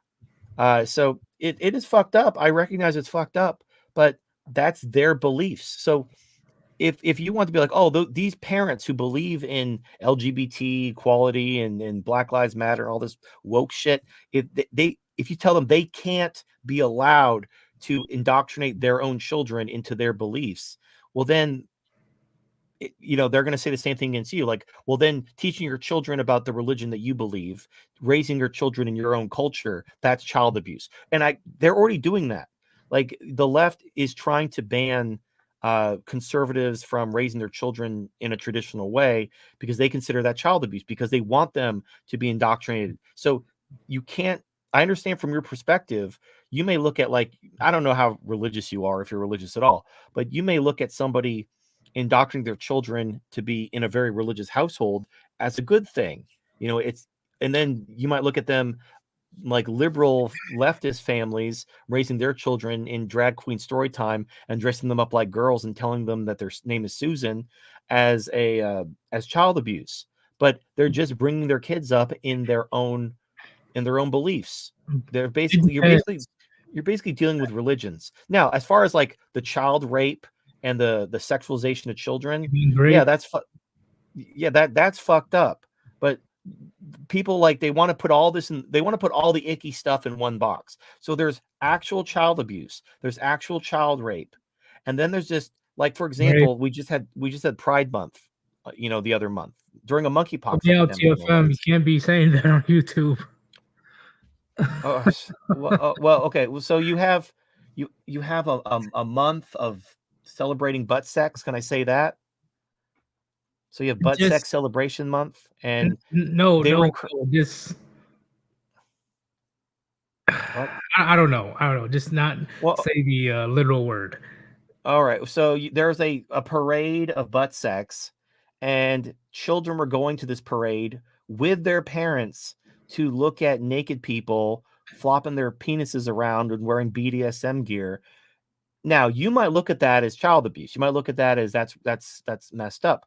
But again, it's that's part of their, for lack of a better word, religion. They believe in radical equality. They believe in Black Lives Matter, all that shit. So I know it's fucked up, but they're their kids. If you're a giant purple-haired lesbian couple and you want to dress your son in dresses and tell him that he's a girl and make him whatever, unfortunately, it's not your business. That's their kid. And if you want to restrict people to bring up their families in their culture, religion, then that's going to be turned on you, and they're going to ban you from raising your family according to your values, according to your traditions. So I know, but like the thing is this is the key. Going back to the political trichotomy, not everybody shares the same values. So I believe in freedom. And other people believe in stability. Other people believe in equality. I recognize that the society I would be happiest in isn't the society that other people would be happiest in. If you believe in tradition and stability, you do not want to live in the society that I want to live in, and I don't want to live in the society that you want to live in. But I have to, in order to get along with each other and live in this world without killing each other, we have to stop forcing our beliefs down people's throats. And that means letting things go that don't affect us and respecting, for lack of a better word, parental rights. So just because if you're a leftist and you want to raise your kid and make them LGBT and make them pansexual, is that any? I see what you're saying. So All I'm I saying is know. try your best Okay. to censor yourself. Well, my point is, like, I recognize that in order to be a good neighbor, we have to basically let things go that involve other communities. Even if we think it's messed up, it's none of our business because they're not our kids. They're their kids. And we have to respect even stuff we disagree with if it doesn't involve our families and our communities. So if you're a leftist and you want to go to drag queen story time and parades and dress your kid up in girl clothes and make them a drag queen, as messed up as that is, that's the parents. The parents who believe and share those values, they're simply raising their kids according to their values. And if we start pushing our values down their throats, they're going to push their values down our kids' throats, which is what they do. That's why they want to indoctrinate and groom your children. We're basically fighting, and we can't win. This will never stop. We have to basically call a truce. Look, let's just stop indoctrinating each other's children. Let's be good neighbors and leave each other alone. I'll raise my kids according to my values. You raise your kids according to your values, and we'll respect each other's differences. And then all the problems go away. But as long as we're constantly trying to save the children from each other by pushing our values down each other's throats and interrupting the parental rights to raise people's children according to their own beliefs, we're just going to constantly fight this endless war where the left is pushing their values on our kids' throats, and then we're fighting back, and then we're trying to push our values down their kids' throats. So again, it's just, I'm willing to let things go. And I know, like, maybe it's hypocritical of me because I don't have a dog in this fight, but that's just the way I see things. If we're ever going to have peace, if we're ever going to basically, because look, there's stuff happening all over the world. Like, there's slavery in Africa right now. There's Uyghurs picking cotton in China right now. But none of us give a shit because it's in China. And who cares? We need to have that same attitude in general. We need to basically, like, look, I don't care what other communities do. I care about my community. I care about the people who share my values. And that's it. Whatever you do, I don't give a shit. As long as you're not hurting anyone and costing me money, I couldn't give less of a shit. And if we have that attitude, we can basically be good neighbors. As long as we stop trying to, we need to stop projecting that the society we'd be happiest in is the society that would be best for everyone. And everybody does this. Everybody thinks that their ideal society is what's good for humanity. And then they feel justified in using force and violence to push that ideal on others. And then they're surprised when they push back. Like, I'll use my own example. So George W. Bush, he wanted to liberate the Middle East. He wanted to bring freedom and democracy to the Middle East. And he was genuinely shocked when people chose to take up arms against the government and the military rather than embrace freedom and democracy, because he assumed, as naive as he was, that everyone yearned to be free. Everybody yearned for what America had to offer.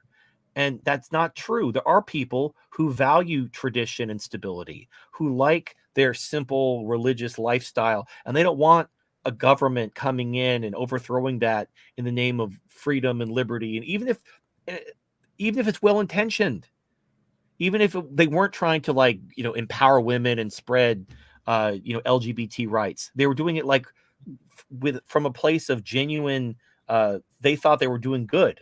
Like that's why they say the road to hell is paved with good intentions. We had a 20-year war in Afghanistan trying to turn that country into Western Europe, and it utterly failed. In the end, the people chose the Taliban over the West because that was their culture, that was their values, and you can't force your values on people's throats. It just doesn't work. All you do is you make enemies, and justifiably so. So people are going to constantly push back. If you want peace, if you want to be left alone, you have to learn to leave other people alone. And so I know, like, my heart goes out to the kids. I think it's fucked up, but it's not my problem. It's not my business. Just, you got to worry about your own kids. Raise your kids according to your values. And honestly, look, if other people fuck their kids up with their stupid shit, that's just less competition for your kids. That means your kids are going to have an advantage in the world because all these other kids, they're all kinds of fucked up because of their retarded parents' bullshit. And so now you have an advantage over them. So winner, winner, chicken dinner, because life's a competition. If your kids have an advantage over their kids, good for you. That means your society will thrive and their society will completely collapse because the people are so fucked up from all their stupid customs and traditions. But you have to let that happen. Like, people try to, you want to save people from themselves, but if you save people from themselves, they never learn, they never change. You have to let them suffer the consequences of their own stupidity. Then they'll change. They have to basically learn what they think is true isn't true. What they think would make them happy doesn't make them happy. Then they'll realize, you know what? And then when they have no one to blame but themselves, like, you know what? I fucked it up.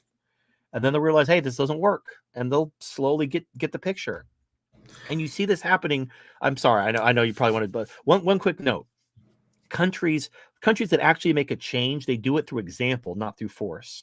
So you have countries like the United States. We go into Afghanistan, we overthrow their government, we try to push our values down their throat.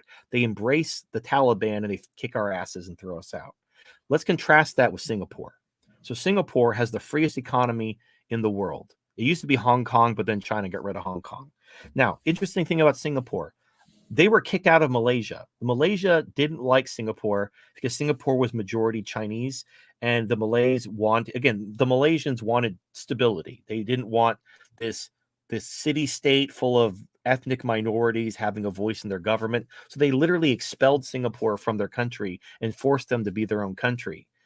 So what Singapore did is they became a financial trading hub, and they have the incredible prosperity, very high standard of living, very low taxes.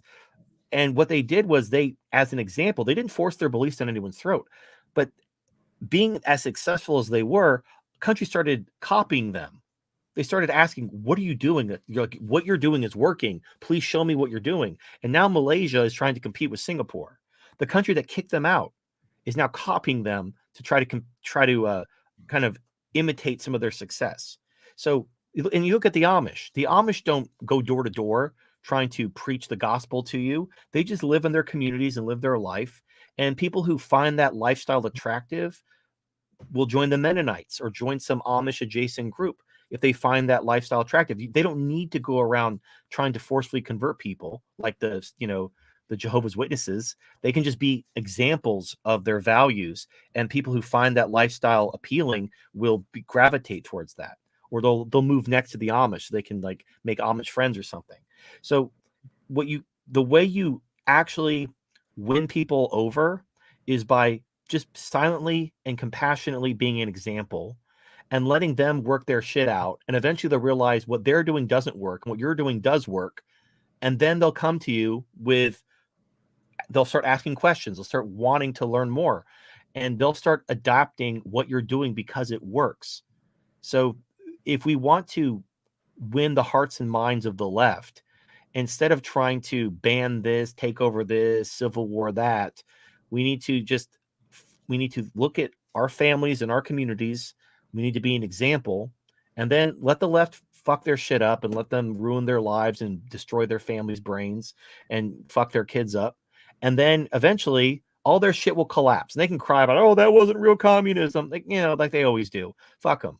The ones who survive and don't starve to death will eventually realize, oh, that didn't work. We should never do that again. And then they'll come to you like, hey, you're not starving to death. What's your secret? I'm like, well, let me tell you about something called the free market. And then poof, we've changed them. They're ready to learn because we didn't try to save them from themselves. We didn't use force or violence. We just were a passive example. And when people see this works and this other thing doesn't work, they'll naturally gravitate towards what works. They'll swallow their pride and they'll change. That's how we actually progress. That's how we win hearts and minds. Honestly, we need to do a part 2 on this one because I am far from done talking on this topic. There's a lot of things that I definitely need to think on because your examples and your charts and everything pretty much destroyed my entire argument. Well, you Yeah, it know, completely destroyed it. that's my gift. It's my gift. It's my curse. I'm like, fuck. I know. Well, look, you know what though? I appreciate you instead of getting butthurt and calling me a Jew or something. You just, you're like, okay, I gotta go form a new argument, which is, yes. And honestly, look, if I've been working on this whole political trichotomy, all these little charts. I mean, these have been slowly being created over years. So if there's a flaw in my argument or there's something I'm missing or a blind spot I have, I really want to know. So if you have an argument or a point of evidence or something that will own me or destroy me, yeah, I want to hear it. Because here's the thing, I want to be wrong. I want to believe that there is an easier way out of this mess. And I'll leave you with this if we're going to have a part 2. Right now, a lot of people are looking for a top-down solution. You saw this with Trump. He was going to be the God Emperor. He's going to drain the swamp. He's going to lock Hillary up. All that bullshit. None of it happened. And the thing is even when Trump was president, he was being undermined by his own administration.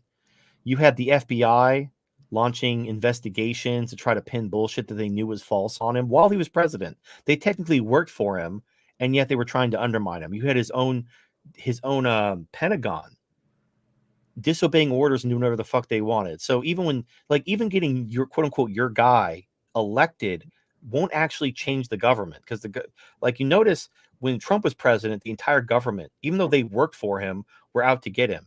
And now that Biden is president, everyone's in lockstep pushing the same narrative. The media, the government, everybody's pushing the same thing because now they're guys in office. So top-down solutions won't work because the entire system is built against you. Again, after World War II, the progressives basically flipped this country from one based on freedom to one based on equality. If you look at the progressive movement and everything, it's basically America's dead. The America of the founding fathers died. And so now we're living in this progressive empire, and it's dying too. It's dying the death of 1,000 cuts, known as inflation. But here's the thing I want to leave you with is, instead of looking at a top-down solution, like, well, we got to get Trump reelected, or we got to get DeSantis, or we got to get more Republicans elected. I'm not saying don't vote. Absolutely vote for whatever. We live in a two-party system. Realistically, just vote Republican, basically, because fuck the left. But instead of thinking about, that's not going to solve anything. You have to recognize that. It doesn't matter if Trump gets reelected or if DeSantis becomes president or if the Republicans take the House and the Senate. Ultimately, nothing will change. Remember, the Republicans had the House, the Senate, and the White House under Trump. What changed? What major legislation was overturned when the Republicans controlled the House, the Senate, and the White House? Nothing. Yep. So here's what does work. You have to start with yourself. Step one, you need to take responsibility for your own life. Because a lot of people, they want to look towards a top-down solution because, once again, it externalizes responsibility of, oh, I voted for Trump, therefore problem solved. I don't have to do anything else. I voted for Trump. My work is done. It's up to him to solve all my problems. You need to stop thinking that way. You need to take responsibility for your life and stop externalizing responsibility onto anyone else. And when you take responsibility for your life, you'll recognize, in fact, let me plug a book. It's not even my book. It's a book from like the 70s called How I Found Freedom in an Unfree World. It was written by Harry Brown. there's some parts I don't like, but it's mostly a solid book. And the whole gist of the book is, even when you live in an unfree society, once you take responsibility for your life, you'll see that there are ways you can live a free life in an unfree society. And that's probably what the future is going to look like for us. So once you take responsibility for yourself, like I was saying about the kids, you could solve your problem if you don't like the school system, take your kids out of school. That's how you solve the problem. You're not going to fix the system, but you can solve the problem for your family. So you start with you take responsibility for your life. Then you focus on your family. You focus on your loved ones. You focus on your people, your community. And then once you have your family and your community all squared away, then your community can be an example and attract other people, just like Singapore, just like the Amish. And that community can grow and start influencing the larger society until you have states turning red, until you have the country reforming. But it has to start bottom up. Instead of looking towards the 2024 election, you need to start thinking about what you're going to do in the next 24 hours to start fixing your problems and start changing your life and start focusing on the people who are next to you. Who's like, think about it. Like, how many of you have like shaken Trump's hand or gone to rally? Probably very few of you. Like, these politicians in faraway capitals, they don't affect your life, but you affect your life more than anyone. And the people around you in your life, they depend on you and you depend on them. Your focus needs to be on them. Like, too many people want to focus on Washington and, NATO and all these governments. And I'm not saying that's not important, but we focus like 99% on the big, top down stuff and maybe 1% on ourselves and our communities. You need to flip that. Be aware of what's happening in capitals and governments, but you need to focus more acutely on you and yours and your local community. Start getting that squared away. And here's the thing you'll notice: when your family, your community are all good, like you've all got each other's back, you're going to take care of each other, you're not going to give a shit about the government. And I'll give you two examples. The Amish literally ignore feminism. They don't have feminism in the Amish community.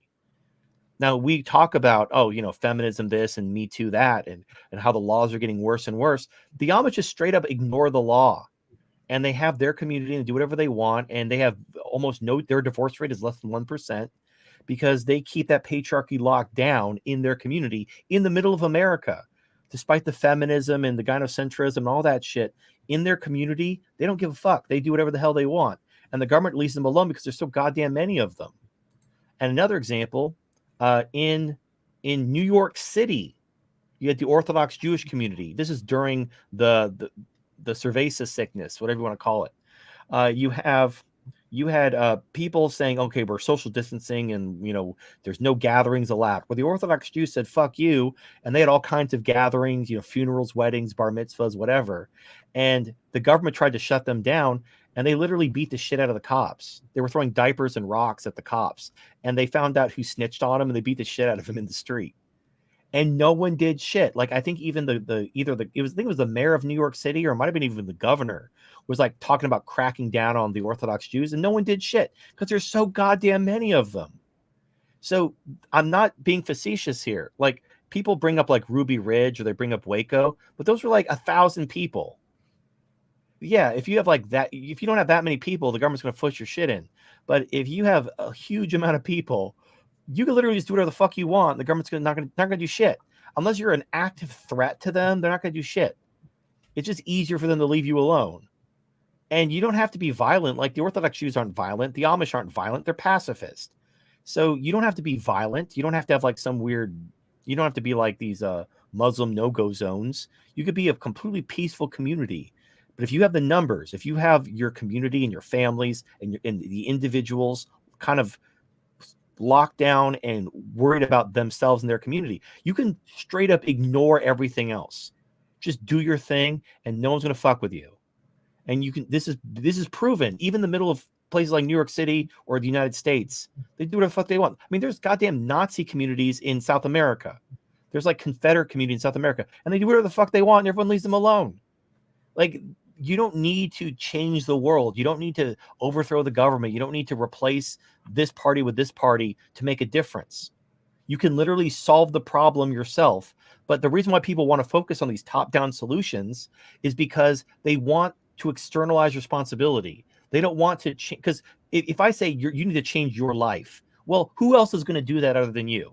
You kind of have to do everything yourself because it's your life. But if Trump's going to solve all our problems, well, then I just I push a button in November, problem solved, right? If now it's all on Trump. I did my part. So people, they want to take the easy way out, but there's no easy way out. You have to fix your life. No one else is going to come and save you. Trump's not going to save you. DeSantis isn't going to save you. Jesus isn't going to save you. No one's coming to save you. You have to fix your own shit. But if you fix your own shit, you realize it's not that hard. Your problems are not as insurmountable as you seem. There's very easy, readily made solutions for almost every problem. And you don't need the government's permission to solve these problems. You just need to start taking responsibility for yourself. And then the problems, they're really easy to solve. And you realize, like, wow, that was easy. Why didn't I do this before? And then you can let go and just start enjoying your life again. Just like the Amish and the Orthodox do. They just live in their communities. They couldn't give less of a shit about who's president or what bills being passed or what feminists are doing and the laws are getting worse for men. They don't give a shit. They're doing their thing and they're happy. Like, that's what I want for everyone. I want us all to have our communities according to our values, and I want us to be happy. And even if we don't share values, I want us to be good neighbors and respect each other's differences. I'm done. Thank you for letting me rant. Hey, I was listening the whole time. You said nothing but facts there. I got no dispute when it comes to that. Honestly, I need to go back and rethink what I was planning on saying because, like I said before, there were things that you brought up that I didn't really put into play. So this was going to be a very long stream. So I am going to be doing a part 2 when it comes to what I was going to ask you until you started hitting me with the charts and facts. Like what's it called? What did Chronic say? Stat cell? Show me the stats. Show me the stats. Like the Carfax, like the little. I'm like like Carfax has the little fox puppet. I'm like the monkey. Yeah. Show me the big facts. Show me the Carfax. Show me those facts. Yeah, and I see it, and you literally explain it to a T. I'm like, fuck, I can't dispute this. Like, nope. You saying everything is correct based on my knowledge. Yep. So I'm definitely going to be doing a part 2 on this with the culture war because I didn't get everything across I wanted to bring out, but I have to word it in a different manner, or I have to make new questions for you. Well, and I'm really sorry if you get in trouble. I didn't mean, like, I as you probably guess, when I talk about like this stuff, like, I'm pro LGBT and I'm pro Jews. Like, I mean, Halsey's my co-host. He's an Orthodox Jew. Karoy's my co-host. He's a tranny. So I'm definitely not anti-LGBT or anti-Jew. But I really hope you don't get in trouble for that part of the video where I was talking about. I was using that as an example. Like, I've seen it coming because everybody know how you are.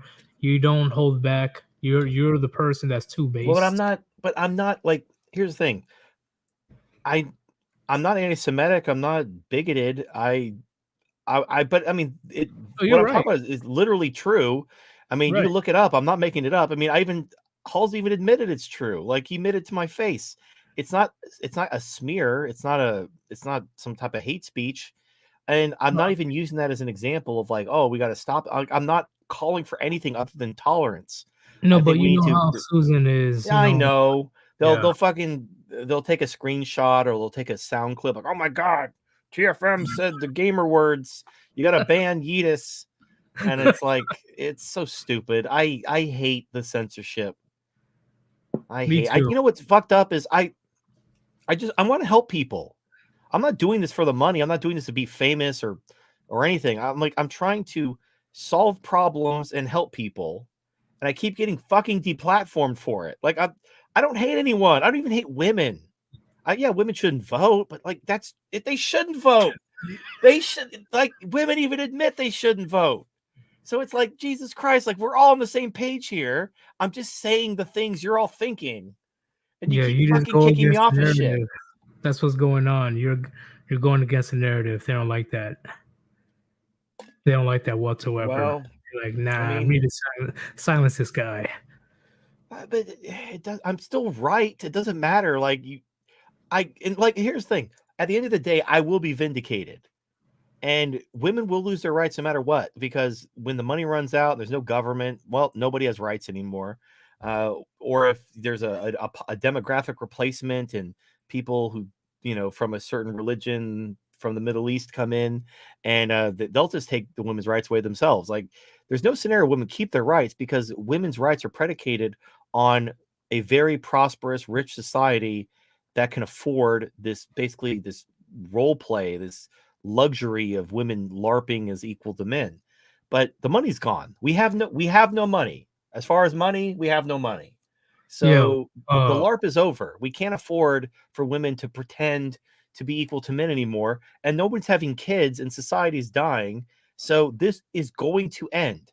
The dumbest shit is, my solution is humane, and actually it saves people's lives.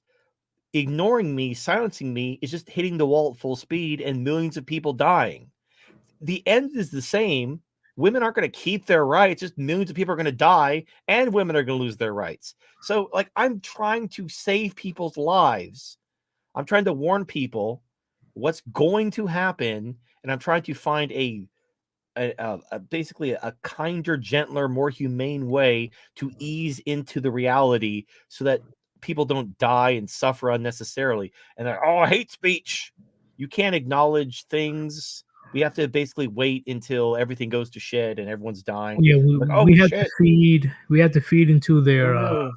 delusions and stuff, because whether they want to believe it or not, these group of women that we have today are the most privileged in human history, in my opinion, right? So when things start to implode from the inside, because that's how I believe things are going to come to an end when it comes to Western civilization, uh the cycle will repeat itself. Like, there's nothing new.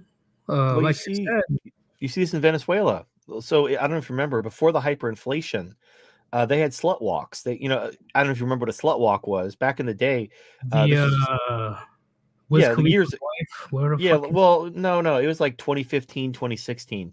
Something happened, some cop and somewhere said that women shouldn't dress slutty if they don't want to get raped. And women were like, "Oh, how dare he say women are partially responsible for their own victimization." So the feminists called slut walks, where women dress as slutty as possible. Like when it's Halloween and all these girls wear slutty outfits, but they put cat ears on and they pretend they're a cat. It was like that. All these women were dressed as sluts, and they're walking down the street protesting that they should be allowed to dress like sluts, and that doesn't mean anything. And anyway, so that's the so name. that Okay. Amber Rose, she brought it to the West. right. So here's what happened. There were slut walks in Venezuela, and then the hyperinflation happened, and Yeah. then no more slut walks. So one of two things happened: either feminism disappears when times get bad, or hyperinflation makes men and women equal, and women were no longer complaining, like, oh, I guess we're equal now there's no food. And that was a secret all along. One of those two things is true.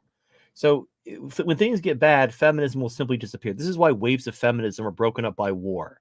Women are so oppressed until the war breaks out, and then they sheepishly go back to the kitchen while the men go die, and then the war's over. All of a sudden they're oppressed again. It's it's it's completely retarded, and Yeah, yeah. unfortunately, it's fine. It's like, again, and here's the thing: I've solved the problem for myself. Just like, I practice what I preach. So are we gonna take women's rights away and cure feminism and save the West? Nope. You know what you can do? You can get a doll. You can get an AI waifu. You can become a trans woman, and you literally solve the problem. You're tired of being discriminated against at work? Become a trans woman. Problem solved. Oh, you're tired of having a dry pee-pee? Get a doll. Wet pee-pee all day.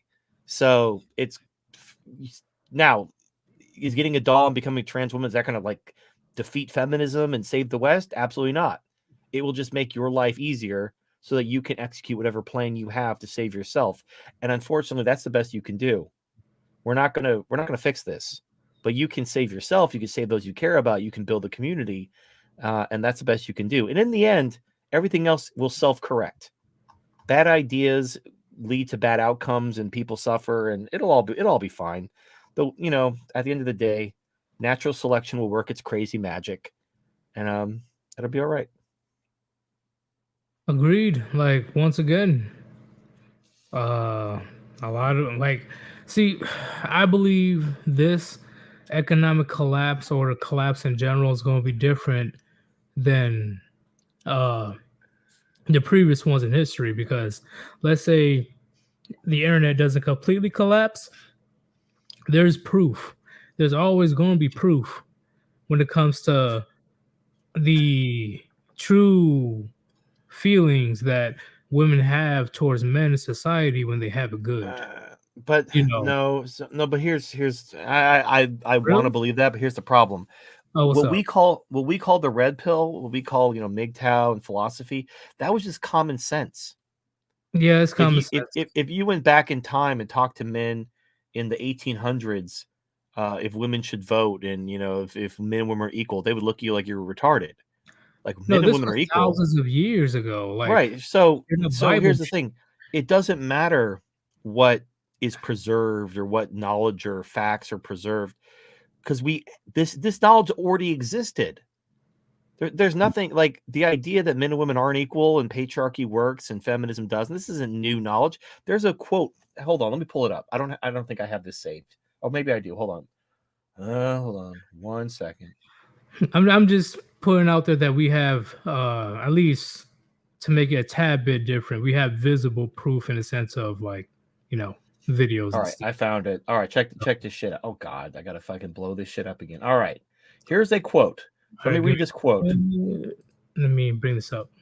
All Okay. right. Oh, hold on, there's a super chat. All right, the quote says, "quote Woman is a violent and uncontrolled animal, and it is useless to let go of the reins and then expect her not to kick over the traces. You must keep her on a tight rein. Women want total freedom, or rather, to call things by their names, total license. If you allow them to achieve complete equality with men, do you think that they will be easier to live with? Not at all. Once they have achieved equality, they will be your masters." This was said by Cato the Elder from the Roman Republic 2,000 years ago. I did not know this. And This is new. but that's the thing. Like, this knowledge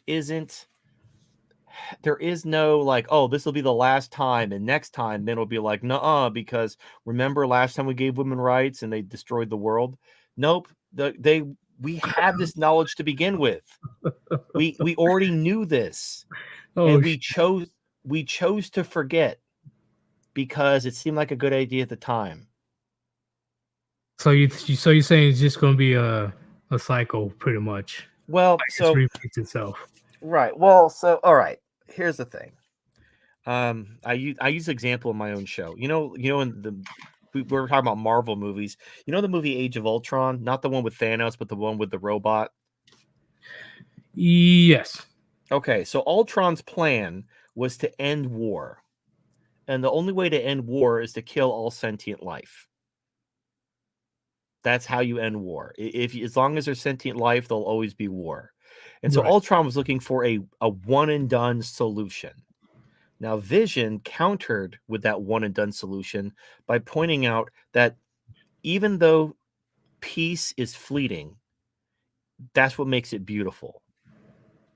And that's basically how you have to understand it. There is no one and done. We're going to solve this once and for all. We're going to never have to worry about feminism or gynocentrism or communism or any bullshit ever again. No, it will always come back.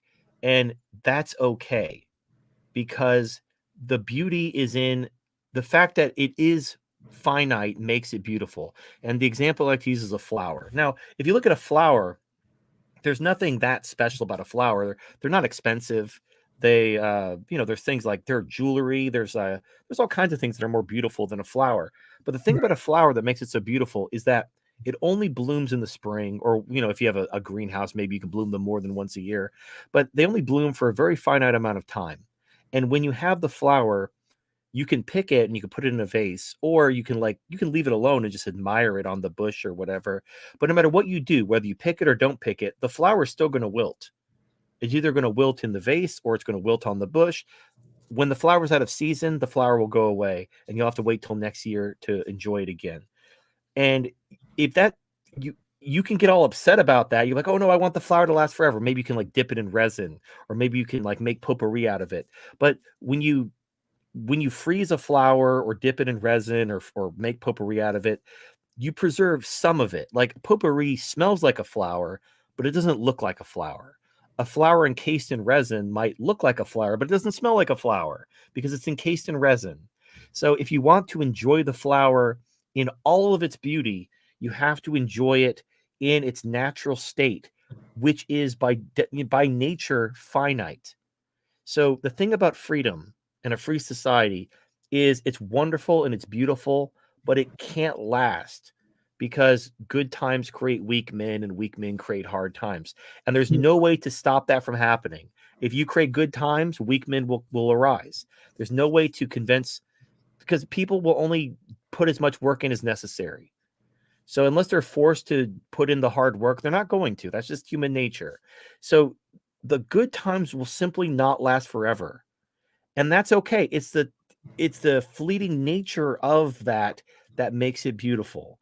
And right now we're at that tail end of the cycle. It sucks. It sucks being the guys about to go into the hard times. It's actually worse because if you were born in the hard times, you don't remember the good times. This is all Okay. you know. But if you experience the good times and then you're experiencing the hard times, like this fucking sucks.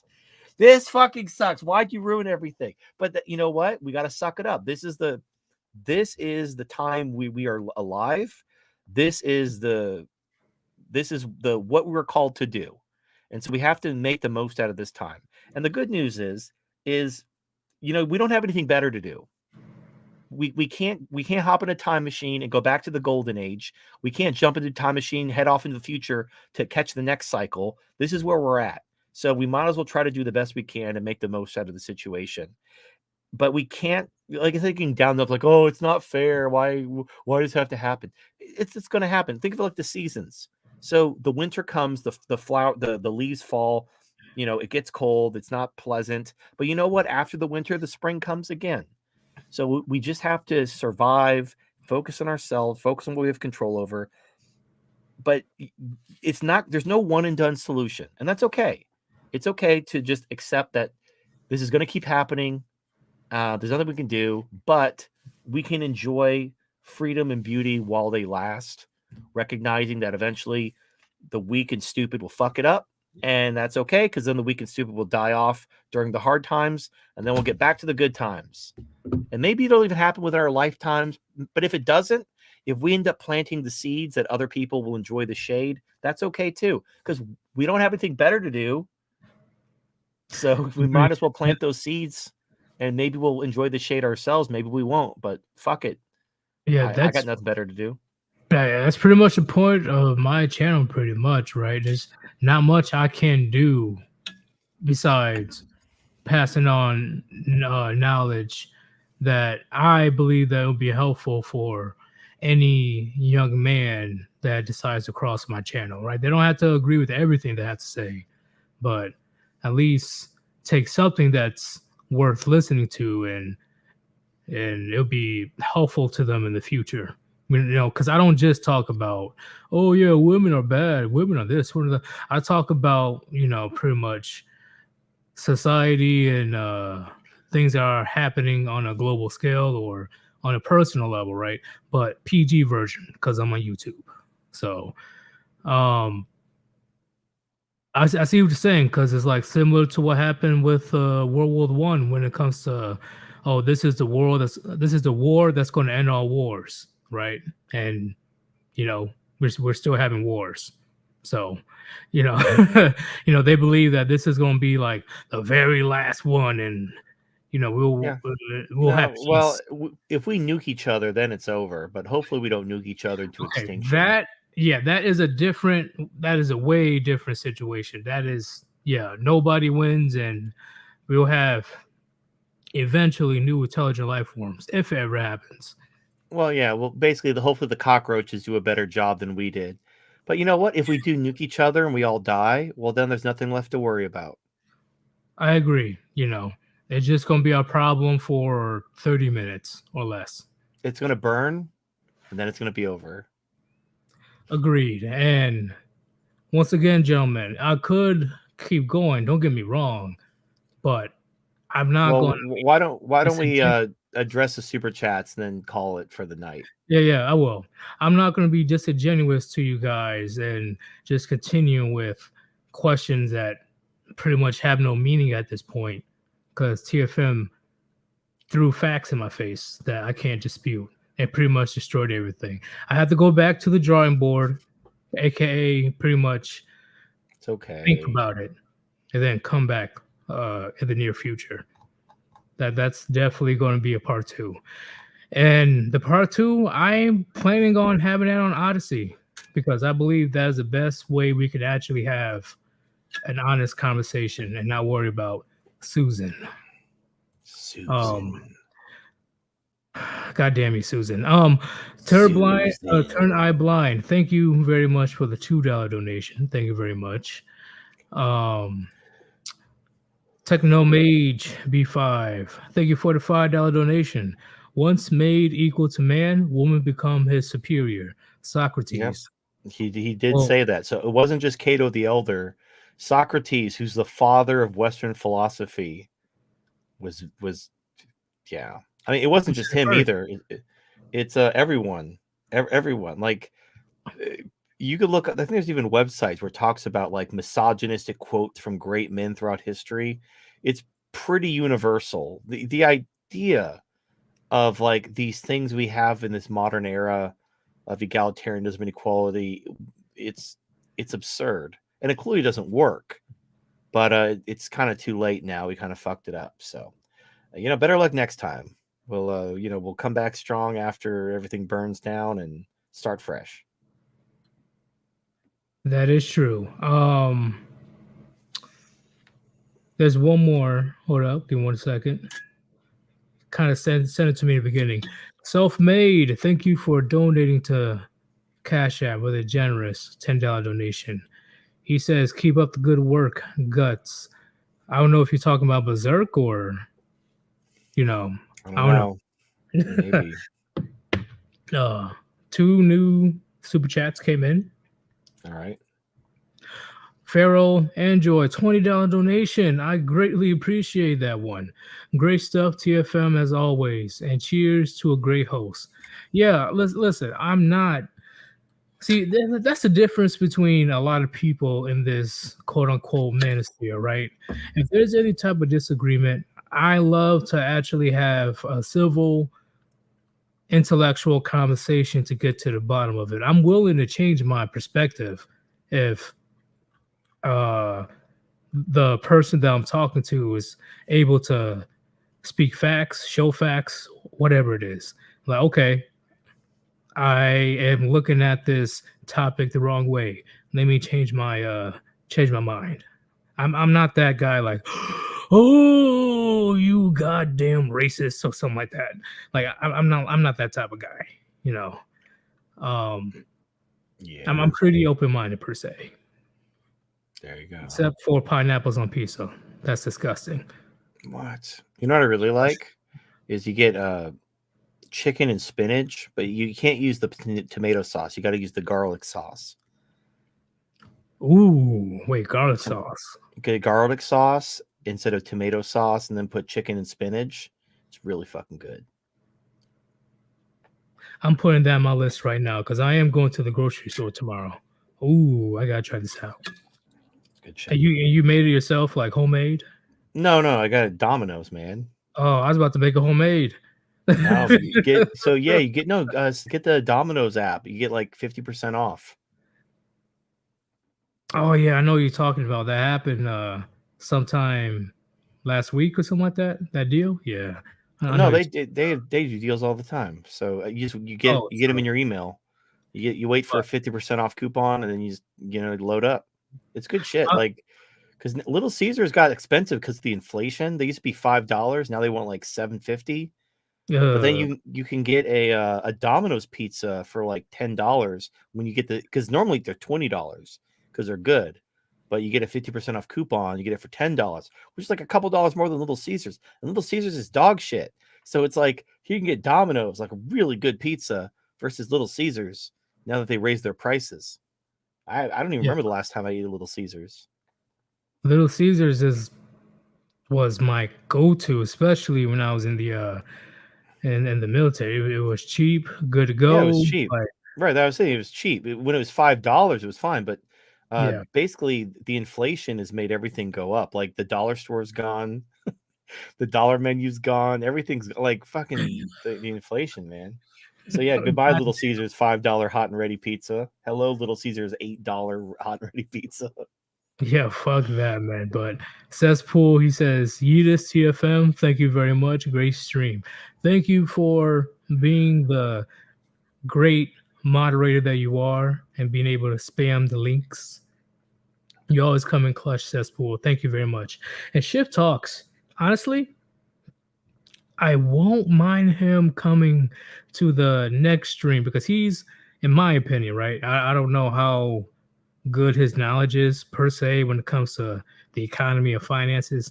He seems pretty knowledgeable on it, right? Like, and once again, he's able to have a good Mhm. conversation, no, drama type situation. Ship talks. Fourth quarter market bloodbath is coming. Ton of these newbie investors will never invest again. The start of the new cycle. The sheep always get slaughtered. You are not Yeah. wrong. You are Well, not but if you look at who's laying people off, it's all tech companies. Look at the companies that benefited from the stimulus. They were all tech companies, speculative tech companies. A lot of them weren't even profitable. So now the problem is it's twofold. Interest rates are going up, which always hurts tech because tech is very speculative, especially newer startups. They don't have they have to borrow money, or they have to sell shares to raise money. So stock prices are going down, interest rates are going up, and the main reason stock prices are going down is because there's no more stimulus. Like these companies that benefited from cheap money and stimmy checks, they're going to have to come back down to earth. That doesn't necessarily mean the entire economy is going to crash, but the tech sector is going to get destroyed. And I told everyone that. I told you, like, in order to have tech do well, you have to have low inflation and low interest rates. We have neither. I mean, interest rates are still like real rates are negative, but with interest rates going up and inflation being high, tech is fucked. And that's why you should be in commodities, not necessarily commodity stock, because they could hit these energy companies with windfall taxes or price controls. But if you're in commodities futures, I mean, I'm up. I think last time I checked, I was up 27% for the year. And like right now, the stock market just got crushed today. Crude oil is up. I mean, natural gas is almost at $10. Crude oil is at it's basically WTI is at $93. Brent is at 101, and we're coming at the tail end of summer. So people are like, "Oh, my demand destruction, my recession," but it's not happening. In fact, OPEC is talking about cutting supply to make prices go up even higher. And nobody's going to increase supply because of climate change. So anyone talking about like, oh yeah, commodities are going to crash, like you're stupid. Based on what? Based on fucking what? It's stupid. So if you would have rotated from tech to commodities last year, you would be great. You'd be doing completely fine. But the problem is most people don't understand. All they know is tech, and the reason why is because if you look at the best performing sectors over the last 5+ years, tech has been the highest performing sector over the last decade. And the reason why is over the last decade we had low inflation and low interest rates, and that's what makes tech go up. So, but the problem is past performance is no indication of future performance. So what worked in the past will not work now. Tech benefited from low interest rates and low inflation. We have neither.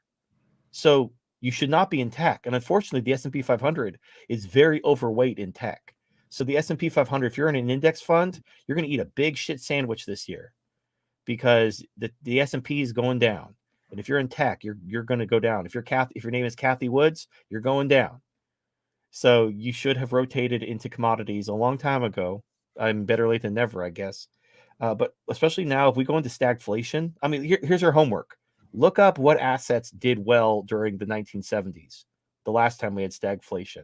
That's your homework. Just don't even, I'm not going to tell you the answer. I want you to look it up yourself. Which asset classes performed the best during I, stagflation? I'll tell you during part two. How about that? I'll tell you All right. during To be continued. that. To be continued.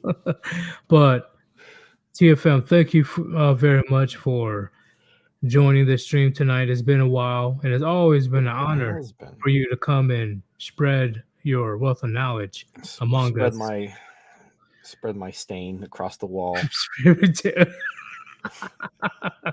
Because you explain a lot of things. You break things down that I am unable to do, right? I'm not too articulate in the sense of, you know, going bit by bit and going into detail with each section. I'm not that type of guy. I'm usually just, to the point and then, next slide pretty much. Well, most people start from their own perspective and kind of move out from there. It's like back in the day when people thought that the Earth was the center of the universe. They started with the Earth and they went out from there. And it was only later we realized, oh, actually, the Earth is just one planet among several that rotate the sun. And the sun isn't even the center of the universe. The Milky Way is like vast, and our solar system is in like just random wing. It's not even like it's not the center of anything. So, but it takes time. Like people, it's intuitive to start with you, to assume that you're the center of the universe and everything else extends from you because that's how you live your life.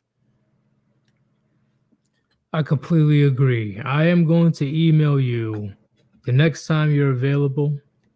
So Okay. hopefully it'll be sometime next week if you have nothing really planned during the weekend. So Yeah, I'm good. Most evenings I'm free except for like Saturday because I have my own show.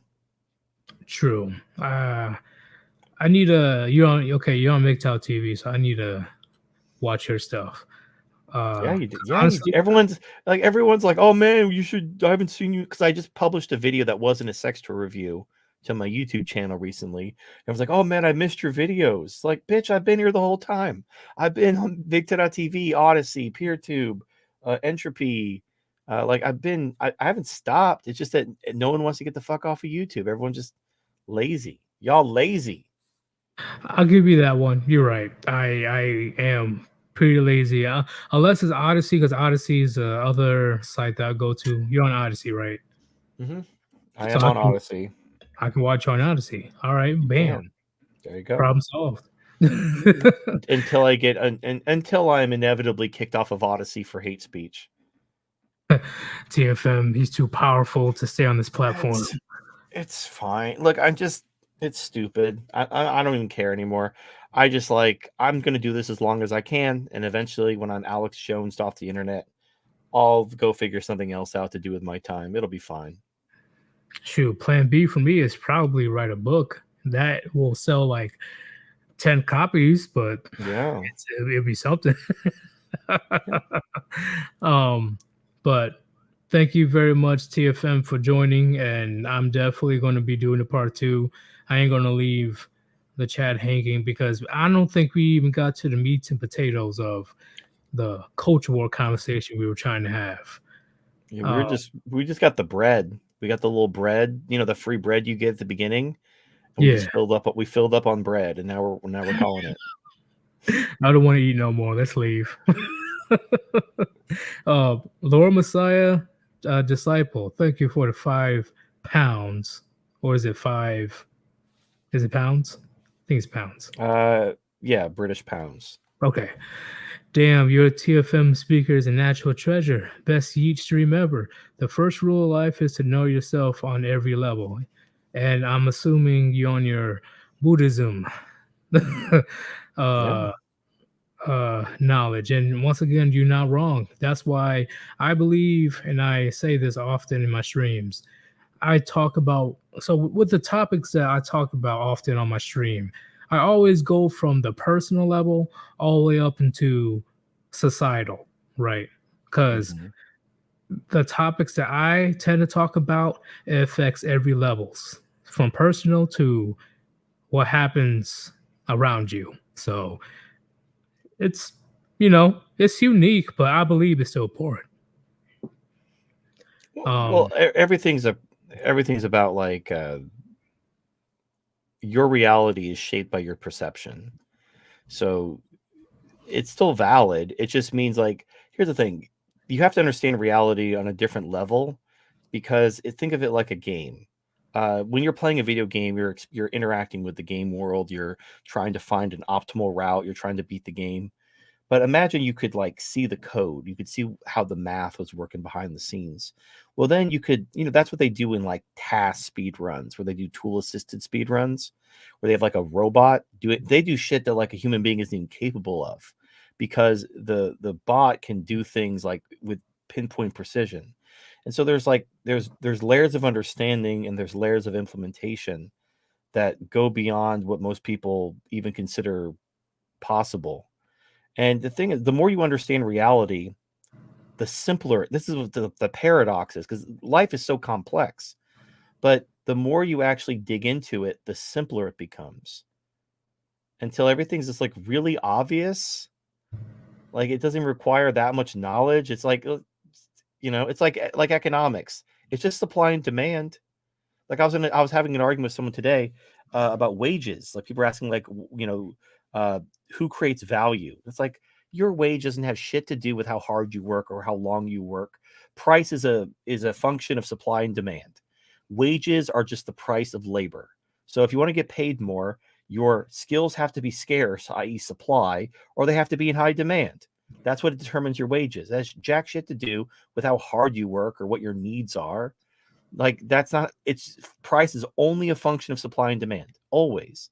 So we complicate life by trying to insert our egos and our emotional well-being and all this bullshit we just invent and pull out of our ass.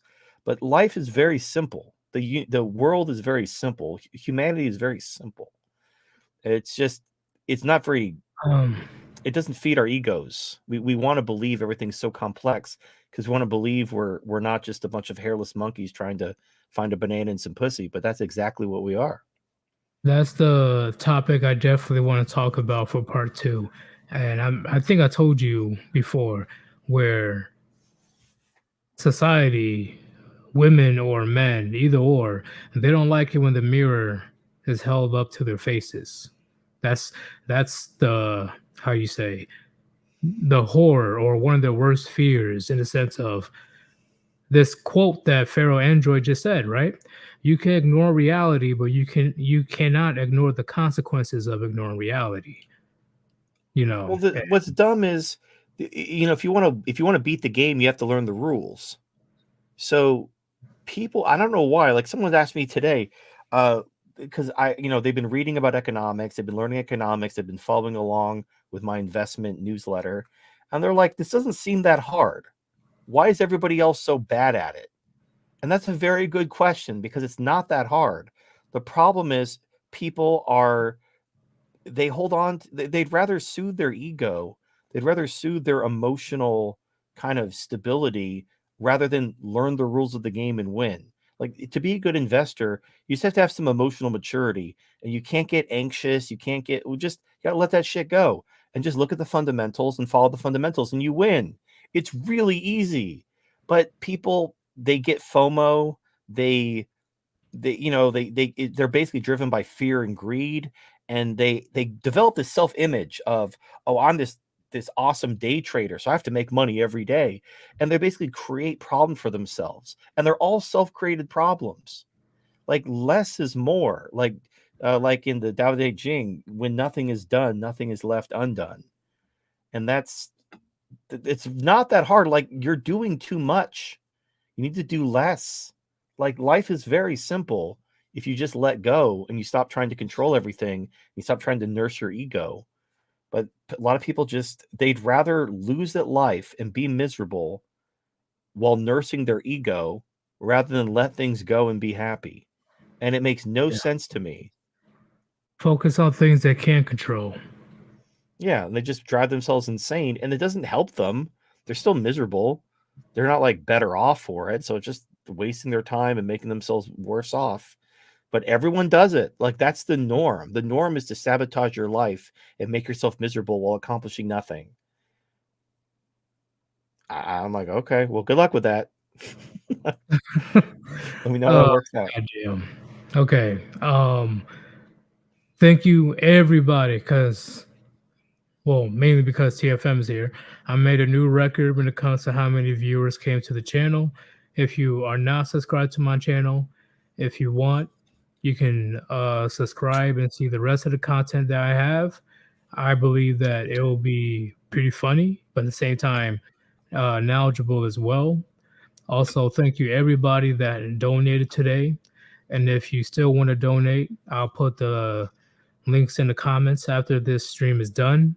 I believe we got pretty far in this, when it comes to part one, because I still think there's more to unravel when it comes to this type of conversation. But in order for me to do this conversation, I believe I will have to go to Odyssey, because I believe if we get to part two, it'll be very difficult to censor ourselves. So if I do a part two, I believe it will be exclusive to Odyssey. I think Oh, it'll be a shit. lot easier for me and TFM to have a honest conversation. You should look into Rumble too. So I'm on Rumble as well. Rumble. I'm pretty sure I have an account. I have to look at that one. Does Rumble mirror videos from YouTube, or do I have to do it separately? You have to upload. So I have to upload everything manually, and it is a pain in the ass, but it's fine. You just do it in the middle of the night while everyone's asleep, so you know the servers are quicker, and you'll be all right. Okay, too easy. I can definitely do that. Um, yeah, I believe this was a success. Things got too base here and there, but I believe it was necessary, because who else is telling the truth anymore out here? You know what I'm saying?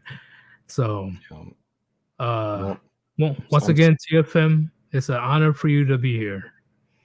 thank you. And Susan, I'm sorry. I didn't mean to offend you. Don't hurt Yeetus. He's take it out on me. Ban me. I'm just Oh, a what is I'm just a this humble red? Sexpo reviewer. What's this red dot on my forehead? What's going on? What is this? But TFM, hopefully you have a good night, and I'm definitely going to be rewriting my question slash topics All based right. on what you explained today. All right, cool. Well, looking forward to it. You know, feel free to challenge me. And also, like, I'm not afraid. Like, I don't like debates where people are trying to win, but I'm always open to good faith discussions. So Yeah. if you have a question or a counter argument, I want to hear it. But just I like things in good faith. I don't want to be like some guy wants to like own me in a debate and it's all formal and because no, thank No, you. my subscribers know me. I am rarely here to try to win an argument. I'm here to, like the traditional sense, right? Uh, Similar to the gentleman's club, not the strip clubs. I'm talking about back in the day where I men know, used to right? drink on and yeah. When they're yeah, like all basically men aren't allowed to have a space unless it's full of naked women. Like you can't just have I guess maybe a gay club, that's the closest thing we have to male spaces anymore. You're not We wrong. gotta go to a fucking gay bar and let dudes That is true. twerk on Like, us in order to have a conversation without women. but why can't we bring that back, man? Where men can dress in a formal attire, sip on some good drink, maybe smoke a cigar, and just honestly talk about things that are important. Not That that I have an idea for nonsense. that. Like you know how like there's like clubs, but clubs are like basically women ruin the club scene. So I got this idea. Doll clubs. So they're basically they're clubs, Hell but yeah. they're full of sex dolls, and you go to the club and you hang out, and basically there's sex dolls everywhere, and that's it. And then you basically hang out with your guys and you just talk about shit, and there's a sex dolls you can look at if you want. So it's like a club, except all the women are made out of like TPE. Honestly, that's a new idea. I never really thought about that. You could put some animatronic. You know, like you ever been to the place like the Rainforest Cafe where it's got like little animatronic animals everywhere? Yeah. You'd have like animatronic sex dolls like doing little dances and spinning on the pole. You could have like a sex robot bartender. I was just thinking about that. I'm like, can one of them serve drink? Yeah, and you could have her like drinks and come out of her nipples. She just kind of like leans over. Oh shit. Okay. Okay, that's It's the now future. I'm gonna think about this for the rest of the night. Just The future. you say you wanted some rum, just like just coming out of her titties. Like what? Yeah, the worst part is Oh the foam. When you get the foam, like the foam all over foam nipples. oh my god. Sir, this is a Chuck E. Cheese. You know what's fucked up? They got rid of the animatronics at Chuck E. Cheese. Like, Now it's just a CGI cartoon. Like they don't have the animatronics anymore. oh, Ain't that's that some fucked up. shit? See, that's why you know how they're bringing. You know how they do these remakes, like they bring back these old games, but they remake them with modern graphics. Yeah. So basically, we can have sex doll Chuck E. Cheese for men. So instead of it being like a kid, so the kids who grew up with Chuck E. Cheese, like, man, I wish we had Chuck E. Cheese, but for grown-ups. So now we have that. We have sex robot Chuck E. Cheese, and we'll have like good food and good drinks, good times, and there'll be like dancing sex robots. It'll be great. Yeah, there'll be video games and Yeah, maybe we'll have some an flat old well, screens. yeah, some pool tables, some arcade games, some pinball machines. It'll just be like it'll be a legit gentleman's club, and they'll just be like sex robots dancing for you for your Five, amusement. 5 nights at TFM. Yeah, except that the animatronics aren't trying to kill you; they're just trying to love you. They just want you to take them to your forever home. Oh shit! But okay, yeah, we don't want to drag this on any longer because we are going to go to a territory that Susan's going to All right. lock onto me again. So, uh, thank you TFM for an amazing conversation, and we'll definitely schedule for a near future stream. All right. Well, enjoy your weekend. I'll do my show tomorrow if you want to hang out and talk to me tomorrow. Oh, too easy. I'll probably be somewhat annoying in your chat. I'm probably gonna. Do you read your chat at times, or do you just read? No. The problem is I get basically nonstop super chats. Like I used to have to do guests and I used to, do stuff. Now I just read super chats for 6 hours. That's like my whole show. Damn, that's a lot of super chat. Well, I'm not surprised. You're TFM. You know. Yeah, but you're getting like $20 and I get like $5 donations. So Well, true. I'll give you that. It just since you have a wealth of knowledge, a lot of people are just I guess taking advantage of yeah, it. but I mean, I wouldn't pay me $5 to ask me a question. So I'm always endlessly amazed that people throw money at me to ask me questions. Like you can talk to me for free too. Like you don't have to give me money to talk to me if you have a question. That is true, but best believe if I because you said every Saturday you're the one that have a show. If I see you, I'll definitely donate. I'll definitely All donate right. for sure. All right, man. But thank you everybody for joining. It's your boy Sir Yeetus and TFM. Thank you everybody that participated today and donated. And we will definitely going to have new content tomorrow. We are out. Peace.